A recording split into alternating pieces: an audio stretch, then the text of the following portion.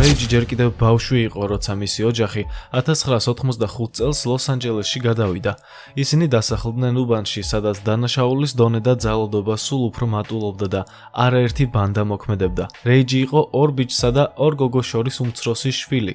მხოლოდ 10 წლის იყო, როცა მისი უფროსი ძმა კენი, რომელიც მაშინ 15 წელს გახლდათ, ერთ-ერთ ძალადობრივ ბანდას შეუერთდა. დროის მატებასთან ერთად კენი დიდ პრობლემებში გაეხვა. ბანდა, რომელშიც ის იყო, მტრულად იყო განწყობილი სხვა ბანდის წევრების მიმართ და მათ შორის ხშირად ხდებოდა შეიარაღებული შეტაკებები. ერთ დღეს მტრულმა ბანდამ მოულოდნელი შეტევა განახორციელა.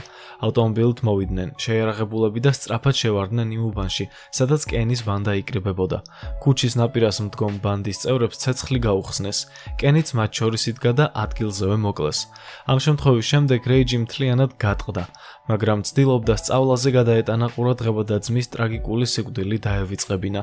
ოჯახი ყველანაირად ცდილობდა მის დახმარებას, თუმცა გარემო, რომელშიც რეიჯი იზრდებოდა, გაცილებით ძლიერი გავლენით ხასიათდებოდა. მით უმეტეს, რომ ის თავის გარდაცვლილ ძმას, კენის ძალიან ჰგავდა და ახლოს იყო მასთან. ამიტომაც გაჩნდა ბუნებრივი კავშირი ძმის მეგობრებთან და საშიშ საზოგადოებასთან. წლების განმავლობაში რეიჯი თანდათან სულ უფრო მეტად შორდებოდა სწავლას, სანამ საბოლოოდ არ გადაწყვიტა მიეტოვებინა სკოლა და მთლიანად დანაშაულებრივ სამყაროში ჩაეშვა. მდგომარეობა კიდევ უფრო დაამძიმა ოჯახის დანგრევამ და მშობლების დაშორებამ. მისი უფროსი ძმა, რომელიც ცოცხალი იყო, სხვა ქალაქში გადავიდა სამუშაოდ და ოჯახი დატოვა. რაც შეეხება ორ დას, ორივე დაოჯახდა და ცალ-ცალკე ცხოვრობდნენ. მამამ დედისგან გაშორების შემდეგ მარტო დაიწყო ცხოვრება. სახლში მხოლოდ დედა დარჩა. დედა კი რეიჯის კონტროლს ვეღარ ახერხებდა და ყოველდღიურად ხედავდა, როგორ შორდებოდა მას შვილი. ერთ-ერთმა სიძემ, დისკმარმა, რეიჯს თავის სანტექნიკურ კომპანიაში მუშაობა შესთავაზა, მაგრამ რეიჯმა ეს წინადადება უარყო, რადგან უკვე სხვა სამყაროში ცხოვრობდა. იმ პერიოდში რეიჯმა დაიწყო მარიხუანას მოყვანა და ამით ვაჭრობა. არ ჩადიოდა დიდ დანაშაულებს, მაგრამ ნამდვილად იყო ნარკოტიკებთან დაკავშირებული და ამიტომაც არავის გაკვირვებია, როცა ის პირველად დააკავეს. მაშინ მხოლოდ 16 წლის იყო. პოლიციამ ის ქუჩაში შენიშნა და როდესაც კითხვების დასმა შეეცადნენ, რეიჯმა თანამშრომლობაზე უარი თქვა და გაქცევა სცადა. მალევე კი ის ხელმეორედ დააკავეს ცეცხლსასროლი იარაღის ფლობისთვის. სამწუხაროდ რეიჯმა თავისი გარდაცვლილი ძმის გზა აირჩია და ძირითადი შემოსავალი სწორედ ნარკოტიკებიდან ჰქონდა. მიუხედავად იმისა, რომ რეიჯი კრიმინალურ სამყაროში იყო ჩართული, არ ჰქონდა მონაწილეობა მიღებული ძალადობრივ შეტაკებებში. თუმცა ყველაფერი შეიცვალა 1995 წელს, როცა 19 წლის ასაკში დააკავეს იმ ბრალდებით, რომ მან ადამიანი მოკლა მეძავთა სახლის სიახლოვეს. რეიჯს ბრალი წაუყენეს, სასამართლომ კი დამნაშავედ ცნო და უღადო თავისუფლების აღკვეთა მიუსაჯა. ის გადაიყვანეს კალიპატრის ციხეში, რომელიც ერთ-ერთი ყველაზე საშიში და ძალადობით სავსე დაწესებულებაა ამერიკის შეერთებულ შტატებში. რეიჯი ციხის სტანდარტული ფორმით, ნარინჯის ფერში იყო ჩაცმული და ახალ პატიმრებს შეუერთდა. ის სხვა პატიმრებთან ერთად ავტობუსში ჩასვეს, რომელიც მათ ციხეში წაიყვანდა. ავტობუსი ქალაქიდან გავიდა და გადავიდა გზაზე, რომელიც დაუსახლებელი ჩანდა. რეიჯი ფანჯრიდან უყურებდა ხედს და მხოლოდ უდაბნო ჩანდა. მალე ჰორიზონტზე კალიპატრიის ციხის შენობები გამოჩნდა. ეს იყო კომპლექსი რამდენიმე შენობით, რომელიც დიდ ტერიტორიაზე იყო გაშლილი. თითქოს ეს იყო სარიტუალო სასაფლაოთა სივრცე, სადაც საზოგადოებამ სრულად თქვა უარი ადამიანებზე და სამუდამოდ გამოკეტა ისინი. რეიჯი დაძაბული იყო უკვე იმ წამიდან, როცა ავტობუსი სასამართლოს შენობას გასცდა და რაც უფრო უახლოვდებოდა ციხეს, მით უფრო მატულობდა მისი შფოთვა. როგორც კი ციხის მთავარ ჭიშკარში შევიდა, პირველი რაც რეიჯმა შენიშნა იყო სასაკლაო სუნი, რომელიც ცხოველების სადგომიდან მოდიოდა და მთელ ტერიტორიას ედებოდა. რეიჯმა თავი ქვემოთ ჩასწია და სცადა სუნისთვის ყურადღება არ მიექცია, მაგრამ ამაოდ. სუნი ძალიან მძაფრი იყო. ავტობუსმა გადაკვეთა უზარმაზარი ღობე, რომელიც მთელ ციხეს წრეს არტყამდა. ეს ღობე ელექტრო იყო და მის შეხებაზე ადამიანი მაშინვე მოკვდებოდა. ეს ყველა პატიმარმა კარგად იცოდა. გარდა ამ გარე ღობისა, ციხეში იყო მეორე შიდა ღობეც, რომელიც ელექტროენერგიას არ ატარებდა, თუმცა შიდა ღობის გადალახვის შემთხვევაში ადამიანი ავტომატურად ეჯახებოდა გარე სასიკვდილო ღობეს. რაც ნიშნავდა იმას, რომ ციხიდან ამ ღობით გაქცევა შეუძლებელი იყო.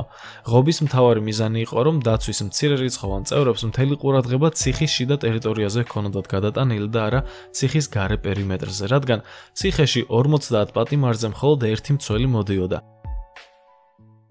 რეიჯის ციხეში შესვლამდე მხოლოდ 3 თვით ადრე მოხდა გახმაურებული ინციდენტი. 5-მა პატიმარმა ციხის მცველებთან სერიოზული შეტაკება მოახდინა, რაც იმით დასრულდა, რომ მათ 8 მცველი დაჭრეს ცივი იარაღით. ეს იარაღები თავად ციხეში ჰქონდათ დამზადებული. არც ერთი მცველი არ დაღუპულა, მაგრამ ეს ინციდენტი მთელ კალიფორნიაში გავრცელდა და ბევრმა გაიგო. ავტობუსი, რომელთაც რეიჯი და სხვა ახალი პატიმრები მიჰყავდათ, ციხის მთავარ შენობასთან მივიდა, სადაც უკვე შეკრებილი იყვნენ ძველი პატიმრები, რომლებიც ახალ პატიმრებს დაკვირვებით უყურებდნენ. ავტობუსის გაჩერების შემდეგ ერთ-ერთმა მცველმა სიიდან პატიმრების სახელები ხმამაღლა წაიკითხა. შემდეგ პატიმრები გადაიყვანეს გასინჯვის ოთახში, სადაც სრულიად შიშულებს ამოწმებდნენ, რომ პატიმრებს არ შეეტანათ რაიმე აკრძალული ნივთი. შემდეგ ყველას ციხის ტანსაცმელი გადასცეს და თითოეული თავის კამერაში გადაიყვანეს. ამ ციხის საკნები ნამდვილად საშინელება იყო. 4 კედელი, ბეტონის ჭერი და არანაირი ფანჯარა. კარის მაგივრად ლითონის ფირფიტა იყო, რომელსაც მხოლოდ პატარა ღრიჭო ჰქონდა, გარედან გასახსნელი. საკანში იყო ორსართულიანი საწოლი, ნიჟარა და საპირფარეშო. რეიჯი შევიდა საკანში და თვალი შეავლო გარემოს, აქეთ-იქეთ იყურებოდა, სანამ ვერ შეამჩნია, რომ ქვედა საწოლზე ვიღაც იწვა, მისი თანამესაკნე. როგორც კი ის ბიჭი წამოიწია და რეიჯი დაინახა, რეიჯმა თავის სხვა მხარეს გააბრუნა, რათა მასთან თვალით კონტაქტი აერიდებინა. მიუხედავად იმისა, რომ თანამესაკნე მისი ყველაზე ახლო ადამიანი იქნებოდა ამ სივრცეში, რეიჯმა არ იცოდა, ვისთან ჰქონდა საქმე და არ სურდა შემთხვევით რაიმე გამოეწვია. იქნებ ის ადამიანი საშიში იყო. რეიჯი მიხვდა, რომ ამ ადგილას გადარჩენა თუ უნდა ეცადა ყველა პატიმარს მასთან დალაპარაკების სურვილიც კი არ გასჩენოდა. საკანში შესვლისთანავე მან არავითარი ინტერაქცია არ წამოიწყო თანამესაკნეებთან. არც კი შეხედა, მაშინვე ავიდა კიბეზე თავის საწოლზე, დაწვა ზურგზე და ჭერს მიაშტერდა. ციხეში მოხვედრის პირველივე კვირაში რეიჯი მიხვდა, რამდენად სახიფათო იყო ეს ადგილი, რომ ყოველი ნაბიჯი და ურთიერთობა შეიძლებოდა საბედისწერო გამხდარიყო. პირველი გაკვეთილი რეიჯიმ მაშინ მიიღო, როცა ერთ დღეს რამდენიმე პატიმარი შევიდა მათ საკანში. მისი თანამესაკნე შეეცადა მეგობრულად დალაპარაკებოდა მათ. ცდილობდა თავი დაეცვა, რომ რაიმე არ დაეშავებინათ, მაგრამ ეს პატიმრები მოულოდნელად მას თავს დაესხნენ, სასტიკად სცემეს და გააუპატიურეს. სანამ რეიჯი ზემოდან თავის საწოლზე იწვა და ვითომ ძინარედ პოზაში ცდილობდა სიტუაციის იგნორირებას, თავს იკავებდა, რომ მასაც არ დასხმოდნენ თავს, რადგან მისი თანამესაკნე არ იბრძოდა და წინააღმდეგობას არ უწევდა, მსგავსი შემთხვევები კიდევ არაერთხელ განმეორდა. ყოველ ჯერზე, როცა იგივე ჯგუფი მათ საკანში შემოდიოდა, კვლავ იმავეს უმეორებდნენ მის თანამესაკნეს, ხოლო რეიჯი კვლავ ცდილობდა ძილის იმიტაციას და უსმენდა ყველაფერს. იმ მომენტიდან რეიჯიმ გადაწყვიტა, რომ ამ ადგილას გადარჩენის ერთადერთი გზა იყო ბრძოლა. მან შენიშნა, რომ ბევრ პატიმარს თვითნაკეთი დანები ჰქონდა. ჩვეულებრივი ნივთები ისე ჰქონდათ გარდაქმნილი, რომ იარაღად გამოეყენებინათ. რეიჯის მხოლოდ ერთი ინსტრუმენტი ჰქონდა, მისი კბილის ჯაგრისი. ამიტომაც გადაწყვიტა სწორად ის ექცია დანად. ქვის დახმარებით მან ჯაგრისის წვერი მყარად გალესა, მანამ სანამ წვეტიანი და ბასრი არ გახდა. ასე იქცა კბილის ჯაგრისი რეიჯის დანად. ციხის ყველა პატიმარს ყოველდღე ჰქონდა უფლება გასულიყო გარე ეზოში. რეიჯი იქედან აკვირდებოდა სიტუაციას და მალევე შენიშნა, რომ პატიმრების უმეტესობა ბანდებში იყო გაერთიანებული. მასაც ესმოდა, რომ სჭირდებოდა ბანდა, რომელიც დაიცავდა და ზურგს გაუმაგრებდა. მაგრამ პრობლემა ის იყო, რომ ახალ პატიმრებს ბანდაში გაწევრიანება მალევე არ შეეძლოთ. თავდაპირველად სანდოობის დამტკიცება იყო საჭირო. რეიჯმა დაიწყო ისეთი ბანდის ძიება, რომელიც ახლოს იყო იმ ბანდასთან, რომელთანაც მუშაობდა დაპატიმრებამდე. ის ცდილობდა დაკვირვებოდა შორიდან, ისე რომ ყურადღება არ მიექცია. იცოდა, რომ სხვების ყურადღების მიპყრობა მისთვის სასიკვდილო განაჩენის ტოლფასი შეიძლებოდა გამხდარიყო. მიუხედავად იმისა, რომ ყველანაირად ცდილობდა კონფლიქტების არიდებას, ერთ დღეს, როცა ეზოში სეირნობდა, რამდენიმე პატიმარმა მოულოდნელად შეავიწროვა და ალყაში მოაქცია. აშკარა იყო, რომ ეს იყო ბანდა. მათგან ყველაზე დიდი ლიდერი მიუახლოვდა რეიჯის, ყელში სწვდა და ეზოს შემოგარენის ღობეზე მიაგდო. რეიჯი გრძნობდა, როგორ იყო მიჭერილი ღობეზე და როგორ ადევნებდა ყველა პატიმარი თვალს ამ მომენტს. მან მაშინვე გაიხსენა ის ტანჯვა, რასაც მისი თანამესაკნე განიცდიდა. მიხვდა, რომ თუ ამ მომენტში არ იმოქმედებდა, მასაც იგივე ელოდა. ყველა დაინახავდა მას როგორც მარტივ ნადავლს, ამიტომ უნდა ებრძოლა. წამიერად ელვისის სწრაფით რეიჯმა ამოიღო თავისი კბილის ჯაგრისისგან გაკეთებული დანა და ყველაზე დიდ კაცს მუცელში დაარტყა. დარტყმის მიზანი მისი მოკლა არ ყოფილა, რადგან ასეთ შემთხვევაში ციხის ადმინისტრაცია მასზე უმკაცრეს ზომებს მიიღებდა და შესაძლოა სასიკვდილო განაჩენიც კი მიესაჯათ. დარტყმის მიზანი იყო სხვებისთვის ეჩვენებინა, რომ რეიჯი არ იყო ადამიანი, ვისაც გაბედულად შეიძლებოდა ძალადობა. ეს იყო გაფრთხილება ყველასთვის. დაჭრის ჯახის შემდეგ ბანდა, რომელსაც ის ალყაში ჰყავდა მოქცეული, გაიფანტა. თავად ლიდერმა კი უკან დაიხია, რათა მეორე დარტყმა არ მიიღო. რეიჯის წინააღმდეგობა საკმარისი აღმოჩნდა იმისთვის, რომ ის საშიშ კაცად შეერაცხათ და პატიმრებს შორის სახელი მოიხვეჭა. ამ ინციდენტის შემდეგ ერთ-ერთმა ბანდამ სახელად 49-მ მას თავიანთი წევრობა შესთავაზა. რეიჯი მიაღწია იმას, რაც სურდა, მიიღო ბანდის წევრობა, რომელიც ზურგს გაუმაგრებდა, რადგან ამ საშიშ ადგილას გადარჩენის ერთადერთი გზა სწორედ ეს იყო. ბოლოს და ბოლოს მან ამ ციხის ჯუნგლებში თავისი ადგილს დაიმკვიდრა. მიუხედავად იმისა, რომ კალიპატრიის ციხეში არაერთი ბანდა არსებობდა, ყველა მათგანი ერთ ადამიანს ემორჩილებოდა, კაცს, რომელიც ამ ციხის მეფედ იყო ქცეული. ციხის ყველაზე ძლიერი და სასტიკი პატიმარი იყო უზარმაზარი კაცი სახელად ედი კლარკი, რომელსაც ელ დიაბლო, ანუ ეშმაკი შეარქვეს. ელ დიაბლოსთვის ეს ციხე უბრალოდ საცხოვრებელი კი არა, ბიზნესი იყო. ციხის შიგნით მუდმივად ხდებოდა ნარკოტიკებისა და აკრძალული ნივთების კონტრაბანდა და ყველა ეს ოპერაცია ელ დიაბლოს კონტროლის ქვეშ იყო. მან ციხის შიგნით საკუთარი ნარკო იმპერია შექმნა. პატიმრებსაც და მცველებსაც ეშინოდათ მისი და ცდილობდნენ თავი აერიდებინათ. თვით მცველებიც კი აღიარებდნენ მის გავლენას და მას განსაკუთრებულ პრივილეგიებს აძლევდნენ, რათა ციხეში სიმშვიდე შეენარჩუნებინათ. შეიძლება ითქვას, რომ ასეთი წესრიგი მშვიდობაა, თუმცა საქმე ბევრად უფრო უარესად შეიძლებოდა ყოფილიყო. ამ ციხეში ყველა პატიმარი მკვლელობის ან ძალადობრივი დანაშაულის გამო იჯდა. ნებისმიერ მომენტში ყველაფერი ჯოჯოხეთად შეიძლებოდა ქცეულიყო. ამიტომ მცველები მაქსიმალურად ცდილობდნენ მშვიდობის შენარჩუნებას. მათთვის ელ დიაბლოს მიმართ დათმობა და პრივილეგიების მიცემა ამ შიდა ბალანსის შენარჩუნების ერთადერთი საშუალება იყო. შედეგად ელ დიაბლოს ციხეში სრული კონტროლი ჰქონდა. არც ერთი პატიმარი და არც მცველი ვერავინ ვერ ბედავდა მის წინააღმდეგ წასვლას. რაც შეეხება რეიჯს, ის კმაყოფილი იყო თავისი მდგომარეობით და თავის ბანდასთან თავს დაცულად გრძნობდა. მას მარტო უსაფრთხოების შეგრძნება კი არა, ადამიანური ღირსებას დაუბრუნდა. შეეძლო ბანდის წევრებთან ერთად ეთამაშა კალათბურთი ან უბრალოდ ეზოში მჯდარიყო და დაესვენა. გარშემო ისეთი ადამიანები ჰყავდა, რომლებთანაც თავს მშვიდად გრძნობდა და ისევე როგორც ყველა სხვა პატიმარმა, რეიჯმაც იცოდა, ელ დიაბლოსთვის თავი უნდა აერიდებინა და მისი ყურადღება არასდროს მოეზიდა. ყველამ იცოდა ელ დიაბლოს ამბავი. მიუხედავად იმისა, რომ ჯერ მხოლოდ 34 წლის იყო, უკვე 20 წელი ჰქონდა ციხეში გატარებული. ჯერ კიდევ 13 წლის ასაკში, როდესაც არასრულწლოვანთა ციხეში მოხვდა, მან იქ ერთ-ერთი თინეიჯერის სასტიკად ცემა სიკვდილამდე. ან ბავშვობიდანვე იყო სასტიკი. 18 წლის რომ გახდა და არასრულწლოვანთა დაწესებულება დატოვა, მაშინვე დაბრუნდა ბანდების სამყაროში.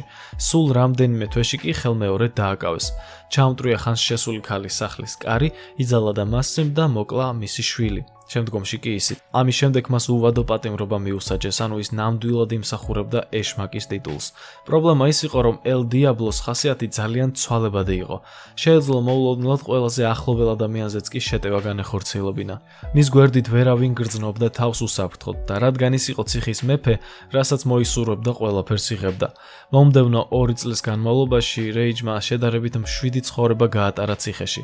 ელ დიაბლოსგან თავს შორს იჭერდა და არც არავისთვის შეუქმნია პრობლემა.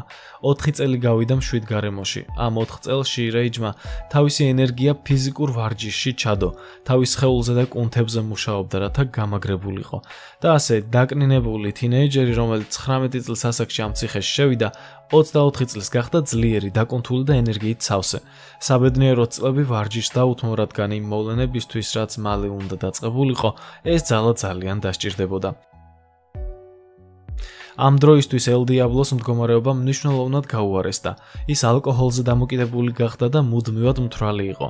და როცა ძალადობა და სიმთვრალე ერთმანეთს ერწყმის, შედეგი ყველაფერზე უარესი შეიძლება იყოს. უკვე თავად ელ დიაბლოს უახლოეს გარემოცვასაც კი ეშინოდა მისი. საკმარისი იყო თვალებით არასწორად შეეხედათ, რომ ელ დიაბლო მათზე ფიზიკურად ან სექსუალურად ძალადობდა. მისი მდგომარეობა ყოველდღიურად უარესდებოდა და მიუხედავად იმისა, რომ რეიჯი 4 წელს განმავლობაში წარმატებით ემალებოდა მას, საბოლოო გადაკვეთა მაინც მოხდა. 2000 წლის ოქტომბერში პატიმრები ეზოში იყვნენ. ერთ-ერთმა პატიმარმა აიღო პატარა ქვა და ერთ-ერთ მცველს ზურგში ესროლა. ამის გამო მცველებმა ყველა პატიმარს უბრძანეს მიწაზე დაწოლა და დაიწყო მათი მართლმადიდებლობითი ჭხრეკა. ჭხრეკისას ერთ-ერთმა მცველმა ძირს დაინახა ხელნაკეთი დანა, ციხის ტიპიური საბრძოლო იარაღი. ყველაზე დიდი შანსია, რომ რომელიმე პატიმარმა ეს დანა ძირს დააგდო, რათა ჭხრეკისას მისი აღმოჩენა არ მომხდარიყო. მცველებმა ბოლომდე არ იცოდნენ, რომ ეს დანა ეკუთვნოდა ელ დიაბლოს ყველაზე ახლო თანაშემწეს და ყველაზე სანდო კაცს, სელმის. ერთმა მცველმა დაინახა ეს დანა და აიღო და ხმამაღლა იკითხა, ვისია ის, მაგრამ არავინ, არც ერთმა პატიმარმა სიტყვა არ თქვა. მიუხედავად იმისა, რომ ბევრმა პატიმარმა მშვენივრად იცოდა თუ ვისი დანა იყო. ვისიც არ უნდა ყოფილიყო, ეს იმას ნიშნავდა, რომ საკუთარი თავის სიკვდილისთვის უნდა გადაგეცა, თუ კი მას ჩაუშვებდი. ყველა პატიმარი აცნობიერებდა, რომ ელ დიაბლო რაღაცას აუცილებლად გააკეთებდა, რათა დაეცო თავისი თანაშემწე და ყველაზე ახლო მეგობარი. იმ მომენტში თავად ელ დიაბლოც იწვა მიწაზე სხვა პატიმრებთან ერთად. მან თავი წამოსწია და პატიმრებს დააკვირდა. ეძებდა ვიღაცას, ვისზეც ბრალის დადებას შეძლობდა. შემთხვევით მისი მზერა რეიჯს მოხვდა. იმ დროს რეიჯი ციხის ეზოში საღებავის სამუშაოს ასრულებდა. ციხის ადმინისტრაცია პატიმრებს ხანდახან სხვადასხვა სამუშაოზე ასაქმებდა და ამჯერად რეიჯს დაევალა ციხის გარე კედლის შეღება. ისიც იწვა სხვა პატიმრებთან ერთად ხელში ჯაგრისებით და ზუსტად იგრძნო ის მომენტი, როცა ელ დიაბლოს მზერა მას შეაჩერდა. იგრძნო, რომ ის ცუდი რაღაცის გაკეთებას აპირებდა. ელ დიაბლომ ხელი აღმართა რეიჯისკენ და მცველებს უთხრა: აი ეს, ამ დანის პატრონია. იმ რამდენიმე წამში რეიჯმა მომავალზე დაიწყო ფიქრი და გონებაში გამოთვლები გააკეთა. ახალი ბრალდება, იარაღის ფლობა. მისთვის არაფერ შეცვლდა ეს ყოველივე, რადგან ისედაც უადო პატიმრობა ჰქონდა მისჯილი, მაგრამ იცოდა, რაც ნამდვილად შეიცვლებოდა. ეს მისი ავტორიტეტი იყო ციხის შიგნით. თუ იგი შეეგუებოდა ამ ცრუ ბრალდებას, სხვა პატიმრები მას სუსტ ადამიანად აღიქვამდნენ და კვლავ ნადავლად მიიჩნევდნენ. ბევრს გაუჩნდებოდა გამბედაობა მის წინააღმდეგ. ამ მომენტში რეიჯმა გაიხსენა, როგორ გაუმკლავდა იმ უზარმაზარ პატიმარს პირველივე კვირაში და მიხვდა, ახლა უნდა გამკლავებოდა თავად ელ დიაბლოს. როცა მცველებმა მას დანაზე კითხეს, რეიჯის პასუხი იყო მკაფიო: არა, ეს არ არის ჩემი დანა. ეს იყო მხოლოდ ერთი მოკლე წინდადება, მაგრამ მისი სიცოცხლე სამუდამოდ შეიცვალა. ამ სიტყვების შემდეგ რეიჯი ყველას თვალში ოფიციალურად იქცა ელ დიაბლოს მტრად. ყველა შოკში იყო, პატიმრებიც და მცველებიც. ვერავინ იჯერებდა, რომ ვიღაცამ გაბედა და ელ დიაბლოს წინააღმდეგ წავიდა. რეიჯი მას პირდაპირ აღარ შეხვედრია, მაგრამ იცოდა, რომ უკვე ელ დიაბლოს სამიზნე გახდა. მომდევნო კვირების განმავლობაში ის მუდმივად მზადყოფნაში იმყოფებოდა. ყოველთვის ელოდებოდა, რომ ელ დიაბლო ან მისი რომელიმე კაცი ნებისმიერ წამს თავს დაესხმებოდა. ღამით ვერ იძინებდა მშვიდად და როცა ეზოში გადიოდა შესვენებაზე, მუდამ თვალს ადევნებდა ელ დიაბლოს და მის გარემოცვას. ცდილობდა მათგან რაც შეიძლება შორს ყოფილიყო. უმეტესად ისე დგებოდა, რომ მცველების სიახლოვეს ყოფილიყო ან ისეთ ადგილზე, საიდანაც კარგად მოჩანდა, რათა ელ დიაბლოს ჩასაფრება ვერ მოეხერხებინა.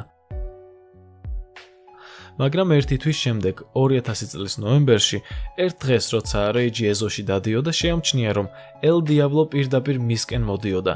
იგი არც ჩუმად მოპარვას ცდილობდა და არც მოულოდნელობას, პირდაპირ გულწრფელად მოდიოდა. რეიჯი არ იცოდა, როგორ მოქცეულიყო. ელ დიაბლო უახლოვდებოდა, მერე წინ დაუდგა. მარცხენა ხელით მხარზე ხელი მოკიდა და მარჯვენათი წელში დანა ჩაარტყა. ეს სასიკვდილო ჭრილობა არა, მაგრამ ძალიან მტკივნეული შეტყობინება იყო, რომ რეიჯის დღეები ამ ციხეში დათვლილი იყო. ელ დიაბლომ დანა სხეულიდან ამოუღო, ბალახში გადააგდო და წავიდა.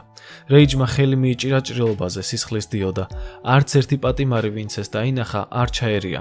ყველამ თავის სხვა მხარეს გააბრუნა, თითქოს არაფერი დაუნახავთ. მცველებმაც კი არაფერი გააკეთეს. რეიჯი მთელი ძალით აწვებოდა ჭრილობას, რომ სისხლი შეეჩერებინა. ცოტა ხანში გაისმა ზარი, რაც იმას ნიშნავდა, რომ შესვენება დასრულდა და ყველა პატიმარი უნდა დაბრუნებულიყო თავის საკანში. სანამ ამას გააკეთებდნენ, ყველა გარე კართან რიგში ჩადგა, რათა ჭხრეკა ჩატარებულიყო. ეს იყო პროცედურა, რომელიც ყოველთვის ტარდებოდა შესვენების შემდეგ. ყველა პატიმარი რიგში იდგა. ელ დიაბლო წინა მხარეს იყო. რეიჯი კი დაახლოებით 3-4 კაცით უკან იმყოფებოდა. ის ჯერ კიდევ ხელს აწვებოდა ჭრილობას და ცდილობდა მცველებისთვის მის დამალვას, მაგრამ მხოლოდ ჭრილობა არ იყო ის, რასაც მალავდა. რეიჯი მალავდა დანასაც, რომელიც ეზოში ჰქონდა დამარხული. მან წინასწარ გათხარა პატარა ორმო და იქ დამალა თავისი ხელნაკეთი დანა იმ შემთხვევისთვის, თუ კი ოდესმე დასჭირდებოდა. ეზოდან გასვლამდე ცოტა ხნით ადრე მან ამოიღო ის და ჯიბეში ჩაიდო. როცა ელ დიაბლო მცველთან მივიდა, რომელმაც დაიწყო ჭხრეკა, ჯერ წინა მხარეს, ხოლო შემდგომში ზურგის მხრიდან, ელ დიაბლო შებრუნდა და თვალებით უკან მდგომ პატიმრებს შეხედა. რეიჯი ერთ-ერთ მათგან შორის იდგა. ელ დიაბლო დასცინოდა და ზიზღით უყურებდა მას. იმ დროს, როცა მცველი ჯერ კიდევ ჭხრეკას აგრძელებდა, რეიჯი, რომელსაც ხელი ჯერ კიდევ ჭრილობაზე ჰქონდა მიდებული, უცებ გამოვიდა რიგიდან, ელვისის სწრაფით გაექანა ელ დიაბლოსკენ, ხელი მაღლა ასწია და პირდაპირ ყელში ჩაარტყა დანა. ყველა გაშეშდა, ვერავინ იჯერებდა, რაც მათ თვალწინ მოხდა. ელ დიაბლომ თვალები ფართოდ გაახილა შოკისგან. ეს შოკი მალევე ტკივილში გადაიზარდა და მისი გოლიათის სხეული უკან გადავარდა. ელ დიაბლო ორივე ხელით ცდილობდა სისხლის შეჩერებას, ყელზე იჭერდა, მაგრამ პრობლემა ის იყო, რომ ის იხრჩობოდა, ვეღარ სუნთქავდა. ყველაფერი რამდენიმე წამში მოხდა. სანამ მცველები რაიმეს მოიმოქმედებდნენ, რეიჯი თავად დაეცა მიწაზე, ხელები თავზე შემოიწყო და აღნიშნა, რომ ნებდებოდა. ხმამაღლა იმეორებდა, ვიცი რაც გავაკეთე. ცდილობდა მცველებისთვის ეჩვენებინა, რომ არავის საფრთხეს აღარ უქმნიდა და რომ მისი ერთადერთი მიზანი იყო ელ დიაბლო. რეიჯი მაშინვე დააკავეს მცველებმა და მარტო საკანში გადაიყვანეს. იმ ღამით მთელი ციხე საგანგებო რეჟიმზე გადავიდა. ელ დიაბლოს დაჭრას შეიძლებოდა დიდი არეულობა გამოეწვია. ყველა პატიმარი საკნებში ჩაკეტეს და გამოსვლის უფლება არავის მისცეს. რეიჯს ახლა მეორე მკვლელობის ბრალდება ელოდა, რაც იმას ნიშნავდა, რომ სასამართლოს შეეძლო ის სიკვდილით დაესაჯა. რეიჯის გამართლების შანსი პრაქტიკულად არ არსებობდა. ყველა ხედავდა, რაც მოხდა და მანაც აღიარა დანაშაული. ერთადერთი რამ, რასაც შეეძლო გადარჩენა, ის იყო, რომ ეთქვა, რომ ეს თავდაცვითი ქმედება იყო და გარკვეულწილად ეს სიმართლესაც შეესაბამებოდა, მაგრამ თუ შეძლებდა მოსამართლის დარწმუნებას, რომ ეს თავდაცვა იყო და სიკვდილით დასჯას გადაურჩებოდა, მინიმუმ 10 წელი მაინც უნდა გაეტარებინა სამარტოო საკანში. რეიჯი ძალიან პესიმისტურად იყო განწყობილი. როცა მას სახელმწიფოს მიერ დანიშნული ადვოკატების სია მისცეს, რომლებსაც უფასოდ უნდა წარმოედგინათ ის სასამართლოში, ის დიდად არს დაფიქრდა და სიაში შემთხვევით არჩია ვიღაც. ეგონა, რომ რაც არ უნდა გაეკეთებინა ადვოკატს, შედეგი იგივე იქნებოდა. თუმცა ძალიან ცდებოდა. ის შემთხვევით არჩეული ადვოკატი სახელად კრისტოფერ ბლორტი გააკეთებდა ისეთ რამეს, რაზეც რეიჯს ოცნებაც კი არ შეეძლო. ამ ადვოკატმა კრისტოფერმა გადახედა რეიჯის თავდაპირველ საქმეს. იმ მკვლელობის საქმეს, რისთვისაც რეიჯი 1994 წელს ჩასვეს ციხეში და რომელიც ბორდელთან ახლოს მოხდა. მსხვერპლი იყო 29 წლის ფელიპე გონსალესი. როცა ორი პოლიციელი ქალი და მამაკაცი შემთხვევის ადგილზე მივიდა, მათ იპოვეს ბორდელის მენეჯერი ჯონ ჯოუნსი და დაკითხეს, რადგან ბორდელები ამერიკაში არალეგალური იყო. ჯონ ჯოუნსი გახდა საქმის მთავარი მოწმე. მისი თქმით, ყველაფერი მეორე სართულიდან დაინახა. გონსალესი მანქანით მოვიდა, გადავიდა და დააკაკუნა ბორდელის კარზე. როცა კონკრეტული პირის ნახვა მოისურვა, უთხრეს, რომ ის არ იმყოფებოდა. ამის შემდეგ გონსალესი მანქანაში დაბრუნდა, როცა მოულოდნელად სამი შეერაღებული თინეიჯერი მიუახლოვდა. როგორც ჩანდა, ისინი ბანდის წევრები იყვნენ და ფული მოსთხოვეს. გონსალეს არ ესმოდა ინგლისური და მათ ვერაფერი უთხრა, უეცრად მათ ესროლეს და მოკლეს. შემდეგ კი უკანა შესასვლელიდან გაიქცნენ. ჯონ ჯოუნსმა სწორედ ეს ვერსია მოუყვა პოლიციელებს მაშინ. ასევე მან აღნიშნა, რომ ერთ-ერთი მათგანი კოჭლობდა, რაც ეჭვს იწვევდა, რომ შესაძლოა თავად დაიჭრა ან მეგობარმა ესროლა შემთხვევით. გამომძიებელმა ქალმა, რომელიც პირველად მუშაობდა მაშინ მკვლელობის საქმეზე, იმავე უბანში დაკავებულ ეჭვმიტანილებს გადაავლო თვალი. მათ შორის იყო საცუდავი რეიჯი, 19 წლის ბიჭი, რომელიც ადრე ბალახის გაყიდვაში იყო შემჩნეული. მას ფეხში ჭრილობა ჰქონდა, რაც ემთხვეოდა მოწმის აღწერილ ერთ-ერთ ბანდის წევრს. ამაზე დაყრდნობით რეიჯი მკვლელობაში დაადანაშაულეს და ციხეში გაუშვეს, მაგრამ როცა ადვოკატი საქმეში ღრმად ჩაერთო, ბევრი გარემოება აღმოჩნდა, რაც რეიჯის უდანაშაულობას ამტკიცებდა. წარმოგიდგენიათ, ადვოკატს 3 წელი დასჭირდა იმის დასამტკიცებლად, რომ რეიჯი საერთოდ არ მონაწილეობდა პირველ დანაშაულში, რის გამოც ციხეში მოხვდა.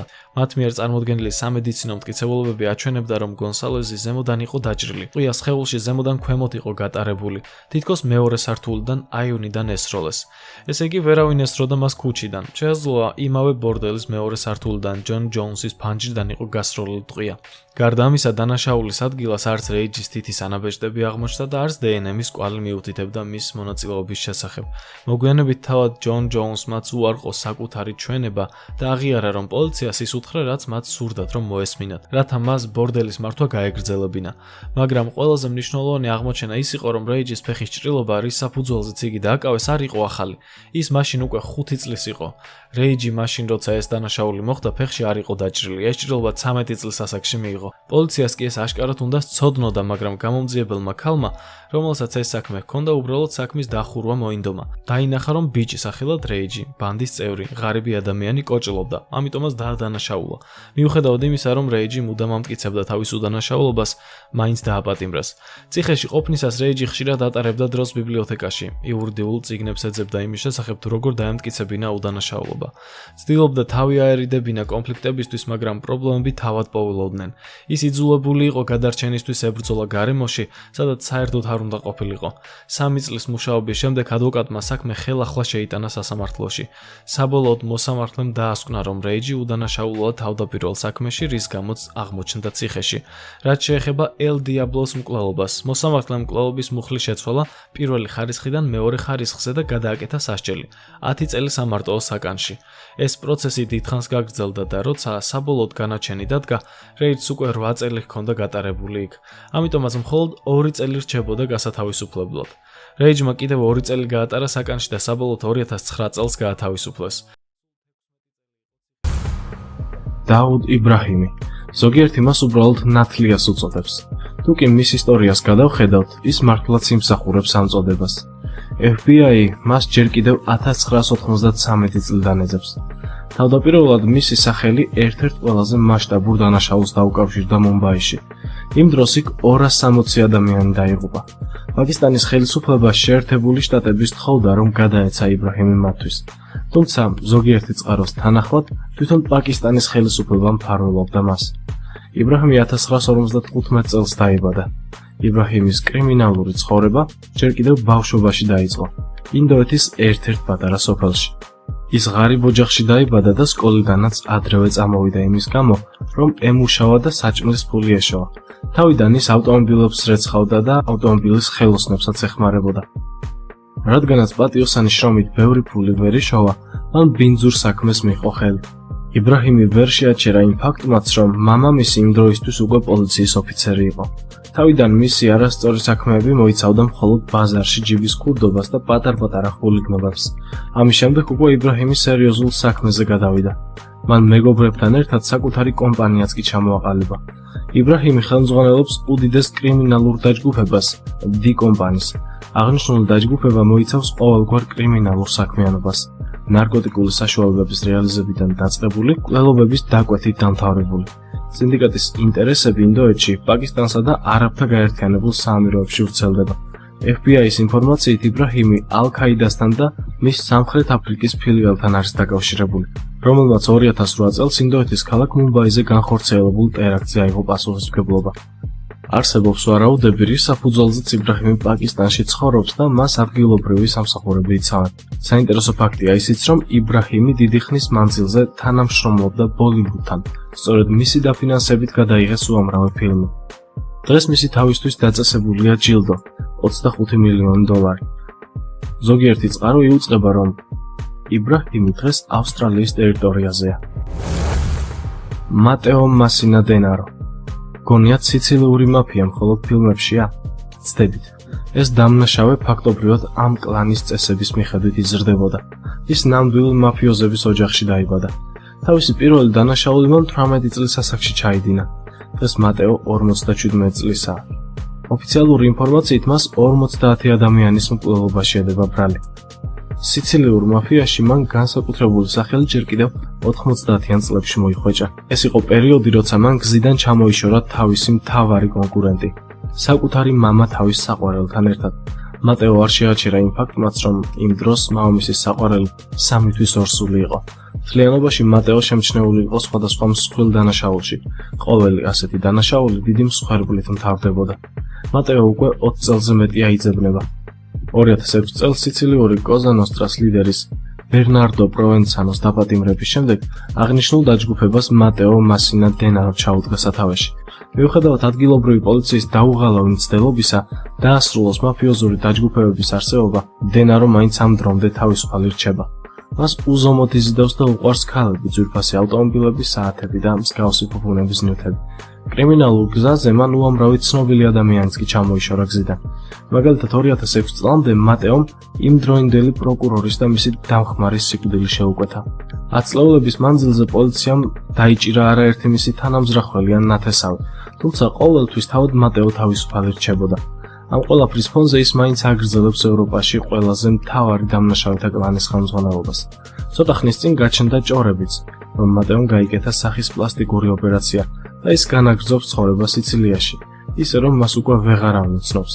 თუმცა ეს სიმართლეა თუ არა, დაზუსტებით არავინ იცის. ედი კოლინზი. საუბრობთ მამაკაცზე, რომელმაც ციხეში ხანგრძლივი 43 წელი გაატარა.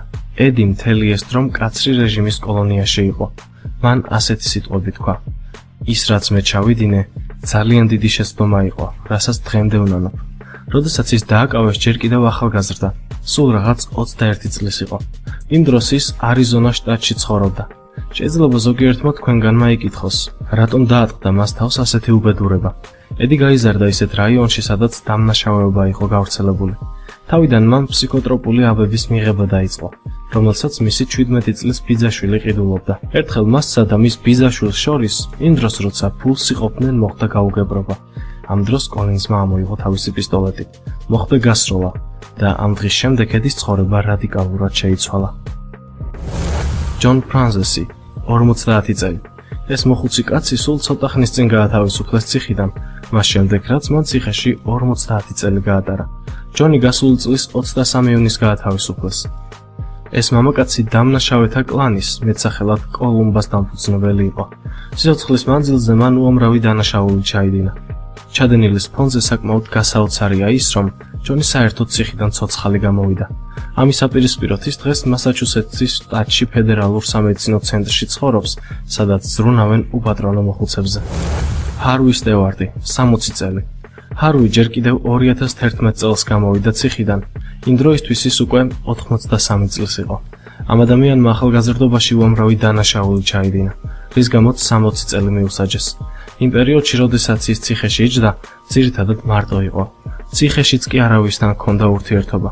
ის სრულად იზოლირებული იყო გარე სამყაროსგან და არ იცოდა რა ხდებოდა ციხის გარეთ. თქვენ უბრალოდ წარმოიდგინეთ მისი რეაქცია, როდესაც 60 წლის შემდეგ სულ სხვანაირი და განვითარებული სამყარო ნახა. იმ დროისთვის, როდესაც მას მიუსაჯეს 60 წელი, ფეხსაცმლის საშუალო ღირებულება $10 იყო. ადამიანებმა პირველად იმოგზაურეს კოსმოსში. ჯგუფმა ბითლზმა გამოუშვა თავისი პირველი ალბომი დიდ ბრიტანეთში, ხოლო შტატების პრეზიდენტი ჯონ კენედი იყო. მას შემდეგ, რა თქმა უნდა, ბევრი რამ შეიცვალა. ჰელისენ კაბუგა. ამ დამნაშავის ისტორია შეიძლება ითქვას მრავალმხრივია. ერთის მხრივ ის ერთ-ერთი ყველაზე მდიდარი ადამიანი იყო. მეორეს მხრივ კი მას ბრალი ედებოდა ქვეყნის ისტორიაში ყველაზე მასშტაბურ გენოციდში. ჰელისენ კაბუგა აფინანსებდა ერთ-ერთ ყველაზე მასობრივ და საშინელ გენოციდს მსოფლიო ისტორიაში. 800,000 რუანდელის განადგურებას 1994 წელს. თუმცა ზოგიერთი ცნობის თანახმად იმ დროს მილიონზე მეტი ადამიანი დაიღუპა. წარმოიდგინეთ, ეს მთელი მოსახლეობის 20%-ს შეადგენდა. საუბარი გვაქვს მასობრივ ხოცვა-ჟლეტაზე რუანდაში, რომლის დროსაც 100 დღის განმავლობაში 1994 წლის 6 აპრილიდან იმავე წლის ივლისის შუა რიცხვებამდე უამრავი ადამიანი იქნა განადგურებული ჰუტუს ტომის ექსტრემისტული დაჯგუფებების მიერ. გენოციდის მსხვერპლი ძირითადად ტუტსის ეთნიკური ჯგუფის წარმომადგენლები და ზომიერად განწყობილი ჰუტუს ტომელები იყვნენ. ისტორიაში რუანდის გენოციდი შევიდა არა მხოლოდ როგორც ასეთ ხანმოკლე პერიოდში მოკლული ადამიანების რიცხვის, არამედ გაეროს და დასავლეთის არაადეკვატურად დაგვიანებული პასუხის გამო. ყველაფერი დაიწყო იმ დროინდელი რუანდის პრეზიდენტის სიკვდილით. იმ დროს ჰელისენ კაბუგა უკვე გავლენიანი ადამიანი იყო. ის გამოვიდა სიტყვით და პრეზიდენტის მკვლელობაში ტუტსის ტომი დაადანაშაულა. თითქმის ყველა წყაროს თანახმად სწორედ მისმა სიტყვებმა გამოიწვია ეს საშინელი ხოცვა-ჟლეტა. ამავდროულად ის აქტიურად აფინანსებდა ამ გენოციდს. ყველანაირი სისასტიკის და არაადამიანური მოპყრობის თვალით ამ შემთხვევამ ყველა რეკორდი დაამხო. საკუთარი ხელით კაბუგას არავინ მოუკლავს, თუმცა ის დასახელდა ამ ყოველივეს გამოუწვევ მიზეზად და ხელის შემწყობ ადამიანად. დღევანდელი ინფორმაციით ის დაახლოებით 87 წლისაა და შვეიცარიას აფარებს თავს. მისი თავისთვის დაწესებულია ჯილდო $5 მილიონი. როდნი ალკალი, კიდევ ერთი მანიაკი და სერიული მკვლელი, რომელიც ამერიკის შეერთებულ შტატებში სიკვდილით დასაჯეს, ძალიან დიდი ხნის მანძილზე დაუსჯელი იყო. საზოგადოებაში ის საერთოდ არ იქცევდა ყურადღებას როგორც ფსიქიკურად შეშლილი და მანიაკი ადამიანი. ამის საპირისპიროდ, თავისი ქარიზმისა და დახელოვნებული საუბრის მანერით ის მრავალ ადამიანს ხიბლავდა. მათი რიცხვი 130-მდეა. ყოველი მათგანი კი ახალგაზრდა გოგონა თუ ბიჭი იყო. როდნი ფოტოგრაფი იყო. მას მიჰყავდა თავის სტუდიაში ახალგაზრდები. აშიშვლებდა, აწამებდა და კლავდა მათ. შემდეგ კი გარდაცვლილებს ფოტოებს უღებდა. თუმცა მისი დაჭერა და დანაშაულის დამტკიცება 30 წლის შემდეგ მოხდა. წარმოიდგინეთ 1970 წლის ბოლოსთვის თავისი პირველი დანაშაულის ჩადენამდე რამდენიმე თვით ადრე მანიაკი ვარსკვლავიც კი გახდა. პოპულარულ სატელევიზიო თამაში მიიღო მონაწილეობა და აღიარება მოიპოვა. მთელი 30 წელი გამოძიება ვერ ხერხდებოდა. ისინი ვერ პოულობდნენ რაიმე ხელჩასაჭიც. რაც დაამტკიცებდა როდნის დანაშაულს. საბოლოოდ ყველაფერი თანამედროვე ტექნოლოგიებმა დაადასტურა. ყველაფერს ფარდა დნმ-ის ანალიზის წყალობით აეხადა. ნაფიც მსაჯულთა კოლეგიამ იგი დამნაშავედ ცნო 12 წლის რობინ სამსისა და 4 ზრდასრული ქალის მკვლელობაში. უფრო მეტიც, ალკალას სახლში პოლიციამ აღმოაჩინა 1000-ზე მეტი ქალის ფოტო, რომლებიც როგორც გამომძიებლები ვარაუდობენ, მკვლელის ნადავლად იქცნენ. მანიაკის მსხვერპლთა სიაში მოხვდნენ ნიუ-ჰემფშირში, ვაშინგტონში, კალიფორნიაში, არიზონასა და ნიუ-იორკის შტატებში მცხოვრები ქალები. იმ დროს პროკურორმა განაცხადა, რომ მკვლელმა გაცილებით მეტი ქალი დახოცა, ვიდრე ეს გამოძიებამ დაამტკიცა. როდნი ალკალის სიკვდილით დასაჯეს სასიკვდილო ინექციით. პოლ გეიდელი, 68 წელი. წარმოგიდგენთ პატიმარს, რომელმაც შეერთებული შტატების ისტორიაში ყველაზე დიდი დრო გაატარა ციხეში და იქიდან გამოსვლაც მოასწრო. პოლმა 68 წელი შეერთებული შტატების სხვადასხვა ციხეში გაატარა. საოცარია ის, რაც მან შეძლო, მან იცოცხლო თავისი გათავისუფლების დღემდე. ასეთი რამ მართლაც იშვიათია. გათავისუფლებისას ის 86 წლის იყო. თუკი დაუბრუნდებით წარსულს, გეტყვით, რომ პოლი 1911 წელს დააკავეს, მაშინ როცა ის 17 წლის იყო. როდესაც მოვიდა გათავისუფლების დრო, პოლს არ სურდა დაეტოვებინა ციხე. საბოლოოდ ის ერთ-ერთ მოხუცთა თავშესაფარში მიიყვანეს, სადაც მან 6 წელი გაატარა. იოსის სირატორი გაიქცა ციხიდან არა მხოლოდ ერთხელ, არამედ 4-ჯერ და ეს მოახერხა იმ პირობებში, როცა იმყოფებოდა მსოფლიოში ერთ-ერთ ყველაზე დაცულ ციხეში. მან მოახერხა გაქცევა ჩვეულებრივი წვნიანის ჯამით. ადამიანებს სურვილი გვაქვს გვჯეროდეს, რომ ცხოვრება სამართლიანია. ბოროტები ისჯებიან შესაბამისად, კეთილი ხალხი კი გამართლდება და ასე შემდეგ, მაგრამ ეს ასე ნამდვილად არ არის ცხოვრებაში. განსაკუთრებით კი იოსის სირატორისთვის. 1907 წელს ამორში დაბადებული სირატორი დედას არ იცნობდა, ხოლო მამა გარდაეცვალა მაშინ, როდესაც 2 წლის იყო. ობლად დარჩენილი ბიჭი იმ ოჯახმა შეიფარა, რომელსაც ტოფუს მაღაზია ჰქონდა, თუმცა მათ ის უბრალოდ არ მიუღიათ. ყოველ დღეს მუშაობდა მზის ამოსვლიდან მზის ჩასვლამდე და ტოფუს ამზადებდა. წლები გადიოდა და როდესაც ის 21 წლის გახდა, მას უკვე ჰყავდა ცოლი და 3 შვილი. მაგრამ სირატორი ოცნებობდა მათთვის უკეთესი ცხოვრების შექმნას და ამიტომაც მან ტოფუს მაღაზია დატოვა და მეთევზე გახდა. მეთევზეთა გემებზე ცხოვრება მძიმე იყო. ბევრი მამაკაცი თავს ვერ აკონტროლებდა და მავნე ჩვევებს ემონებოდა და სირატორიც აზარტულ თამაშებს მიეჩვია. სჯეროდა, რომ ერთ დღეს დიდ მოგებას მისი ოჯახის ცხოვრების შეცვლა შეეძლო. ის ამ საქმით გატაცებული იყო და საშინელ აზარტში მყოფმა ყველა გამომუშავებული იენი დაკარგა. მან დაიწყო ფულის ესხება ახლობლებისგან, ხოლო როდესაც ფულის დაბრუნების დრო მოვიდა, სხვა გზა არ ჰქონდა დარჩენილი. მან ქურდობა დაიწყო. კეთილშობილი მიზნების მიუხედავად სირატორის ცხოვრება ქაოსში ჩაიძირა. 1923 წელს, როდესაც მას 25 წელი შეუსრულდა, სირატორი და მისი თანამზრახველები ამორის ქალაქის მაღაზიაში შეიჭრნენ. მაგრამ ისინი იქ საყიდლებზე არ მისულან. მათ ამ დაწესებულების გაძარცვა სურდათ. თუმცა ერთი მყიდველი სახელად ტაკეძა ეწინააღმდეგებოდა მათ. ამ კაცმა ძარცველები ქუჩაში გაყარა და დაედევნა მათ. სამ კაცს შორის მოხდა ჩხუბი და ტაკეძამ ისეთი დაზიანებები მიიღო, რომ მალევე გარდაიცვალა. რამდენად დამნაშავე იყო სირატორი უცნობია, მაგრამ ჩვენ ვიცით, რომ სირატორი და მისი თანამზრახველი დანაშაულის ადგილიდან გაიქცნენ და დაიმალნენ. 2 წლის შემდეგ ამორის პოლიციამ სირატორის თანამზრახველი მაინც დააკავა, რომელმაც მაშინვე განაცხადა, სად იმალებოდა სირატორი. ამის გაგებისას სირატორი რთული არჩევნის წინაშე დადგა.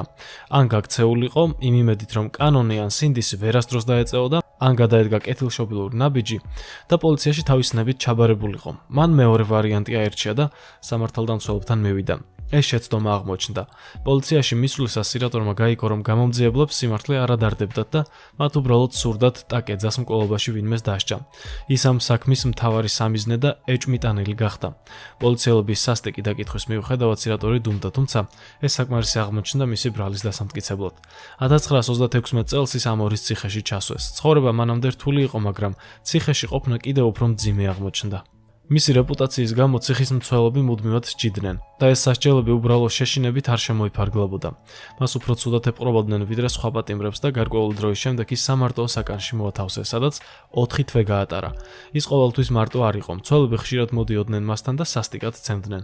ტანჯვა ყოველდღე გრძელდებოდა. სანამ ვიდეოს გავაგრძელებთ, შეგახსენებთ, რომ თქვენ შეგიძლიათ გამოიწეროთ არხი და გააქტიუროთ ზარეზღილაკი, რათა არასდროს არ გამოტოვოთ ახალი და საინტერესო ვიდეო ჩვენთან. ახლა კი გავაგრძელოთ ხრობა. 1936 წლის 18 ივნისს დილის 6-ის ნახევარზე დარაჯმა სირატორის საწოლში რაღაც საეჭვო შეამჩნია.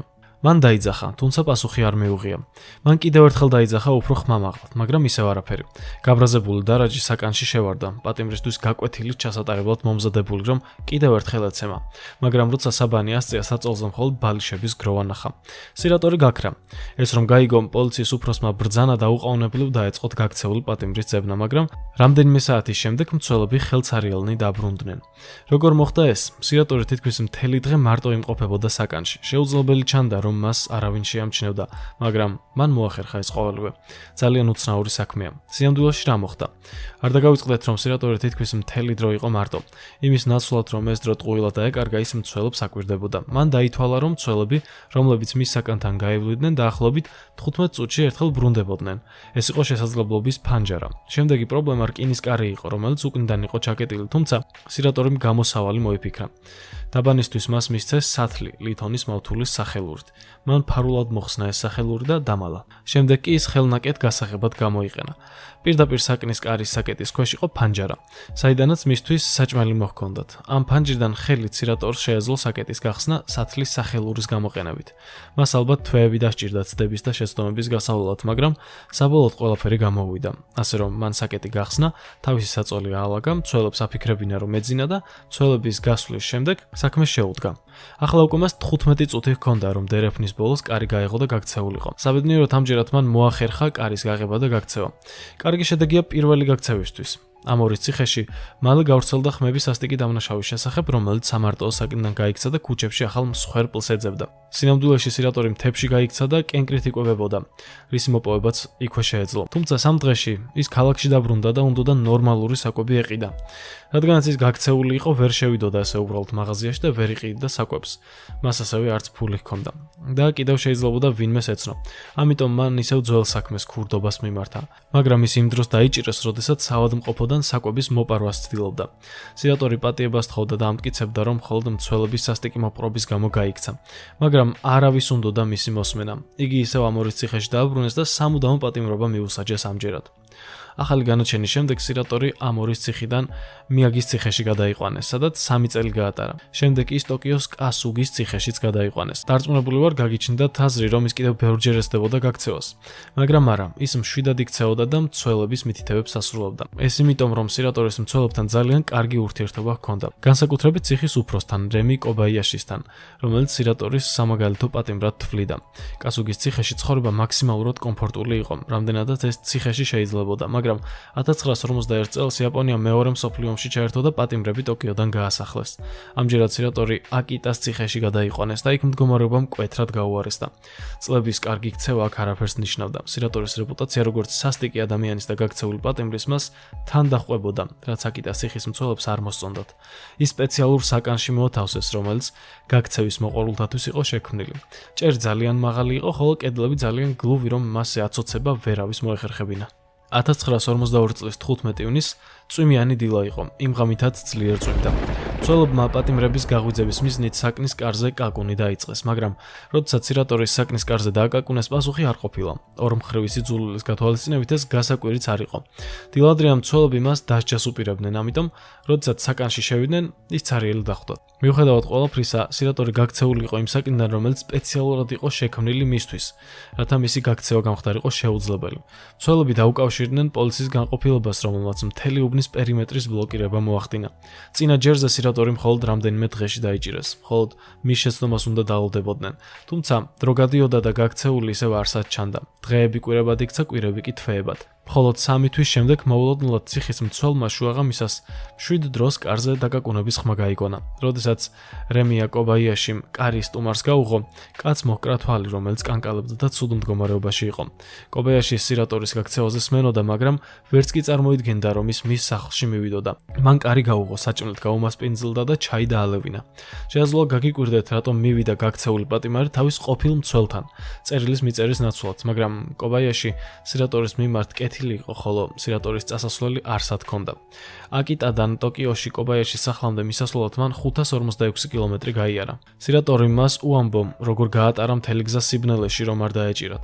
ჭამდა იმას, რასაც იპოვიდა ან მოიპარავდა. ტოკიოში მან გამლელებს თხოვა, იცოდნენ თუ არა სად ცხოვრობდა კობაიაში და გაუმართლა. კობაიაში შოკში იყო.